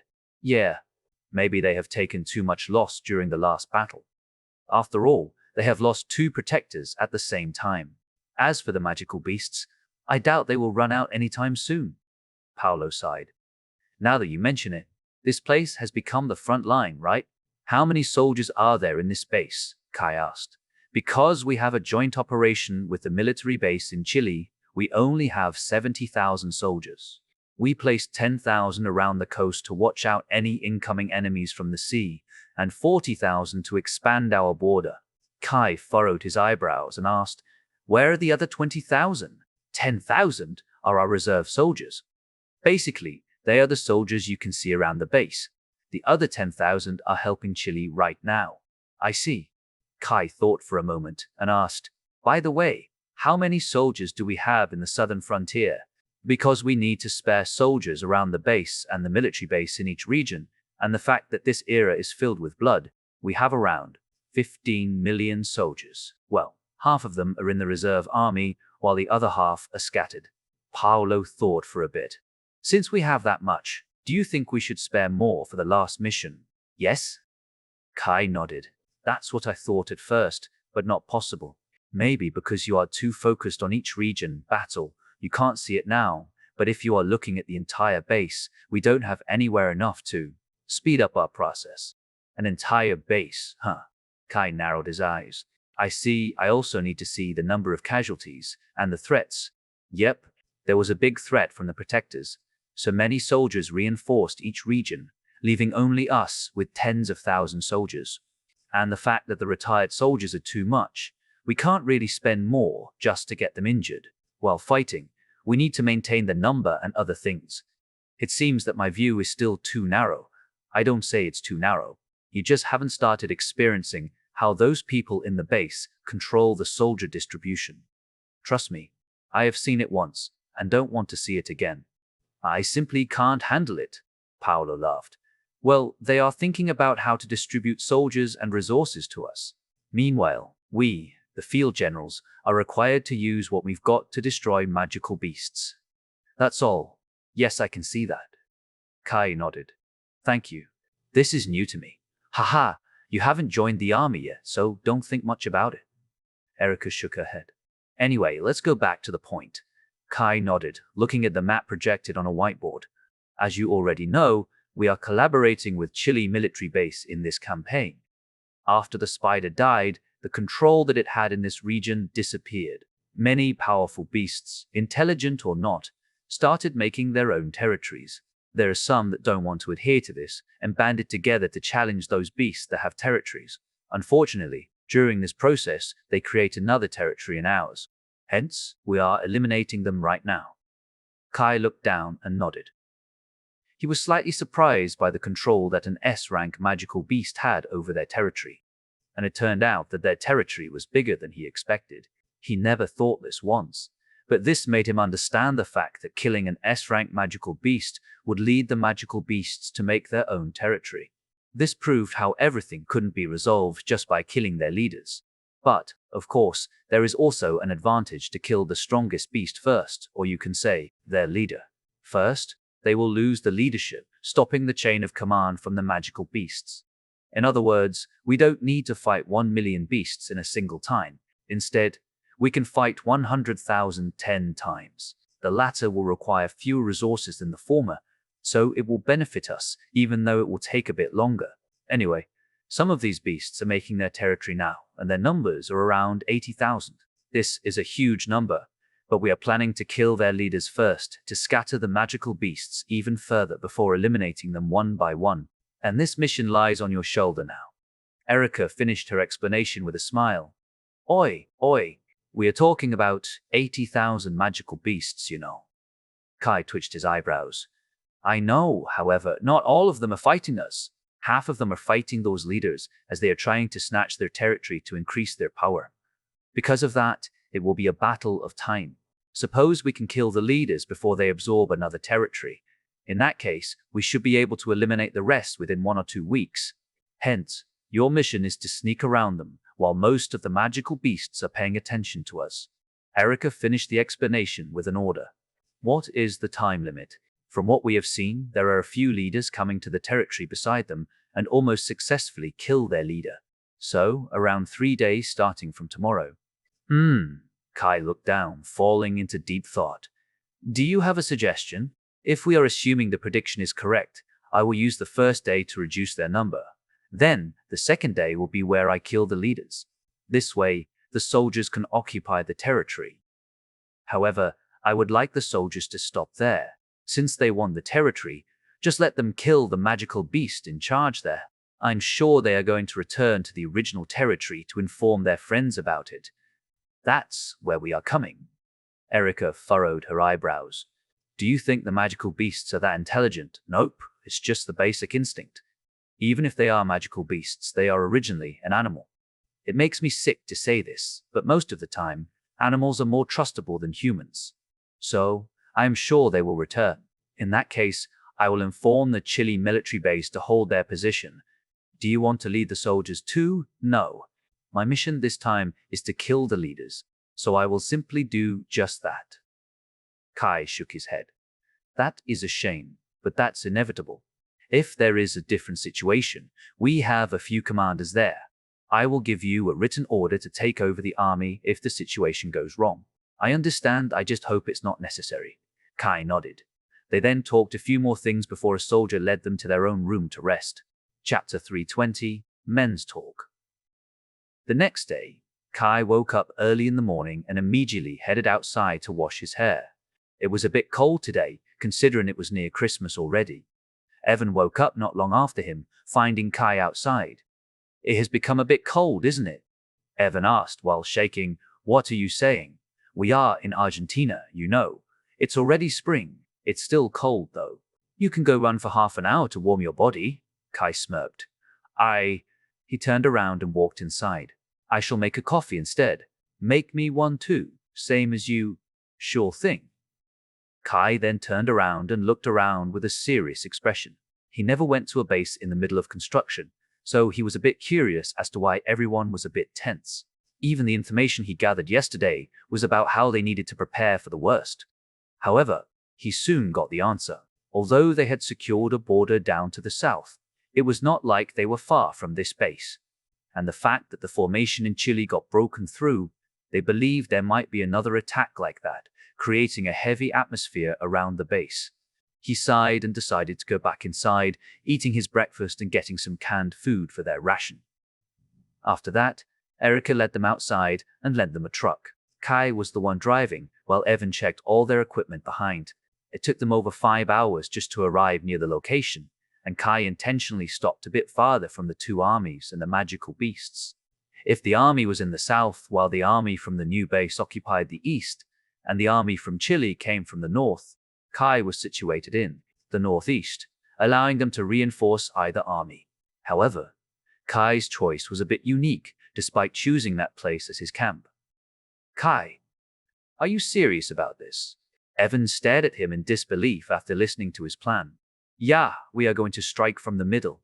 Because the magical beasts are occupied by the two armies, the middle area won't be that thick, so it's perfect for checking your ability. But he was still not convinced. Although it was not the thickest part, the magical beasts might turn around and eliminate them first instead, so he felt it was too dangerous to go there. I believe we should attack them from the side, probably going from the left side of the army on our left.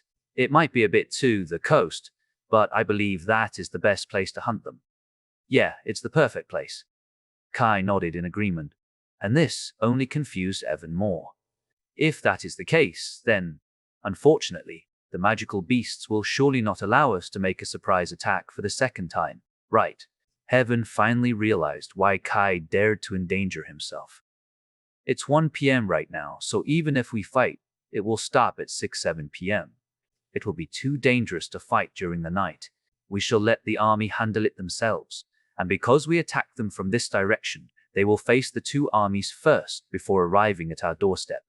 Kai smirked. Then, listening to his plan, Evan immediately looked at the map again and understood his plan completely. I see. The next day is the day where we kill the leaders. Today, we can infiltrate a bit deeper to their ranks, so you can listen to their movements to discern which ones are the leaders, because attacking the middle allows us to get closer to them. Exactly so, Kai smiled. After scouting the area with my ears, we shall strike all the places I have marked to eliminate all the leaders. And that will be the perfect time to use your plan to make a sneak attack on them. Evan let out a long sigh. I am really no match for you. No, the fact that you can discern my plan is already enough.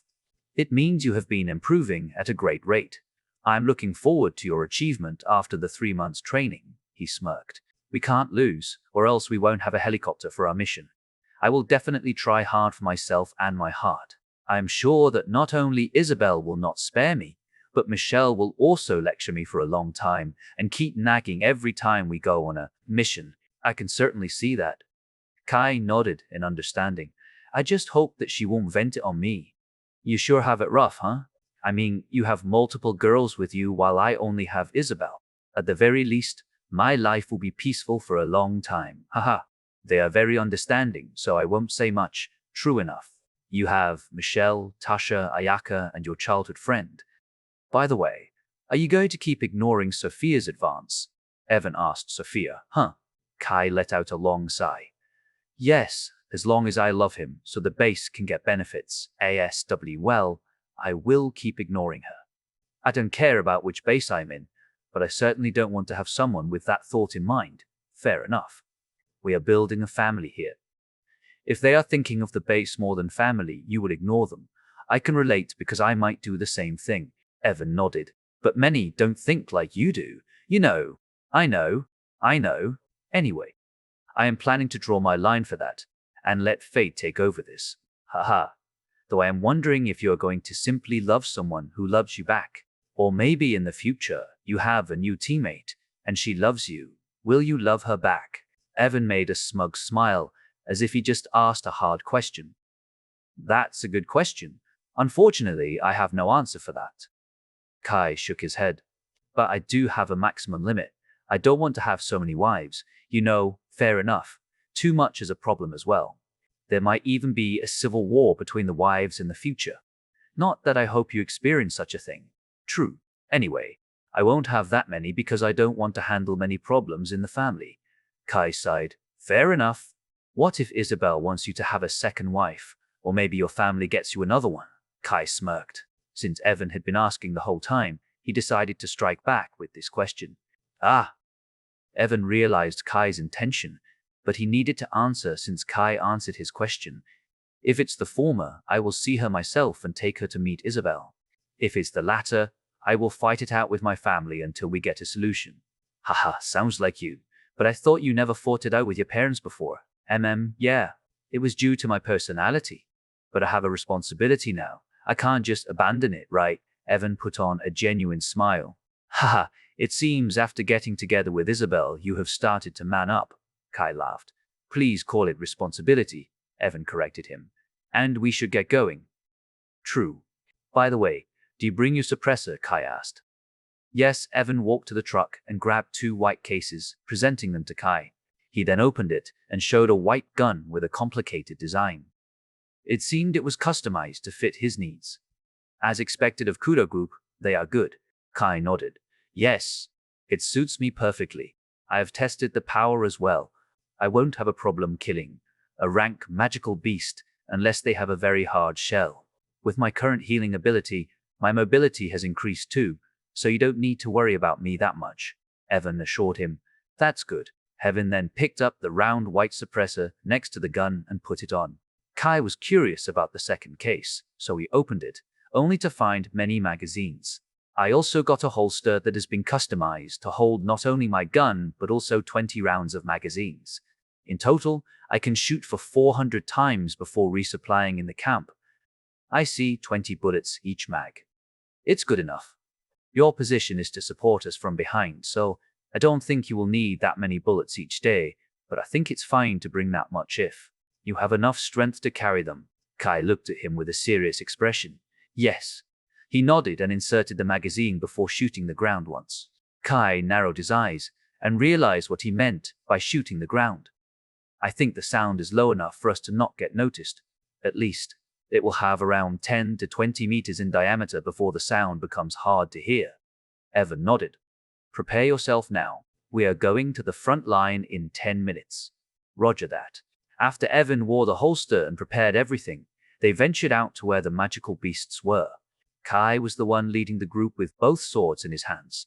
Meanwhile, Evan was following him while holding a gun with both hands. He didn't point it to the front or anywhere else like an amateur.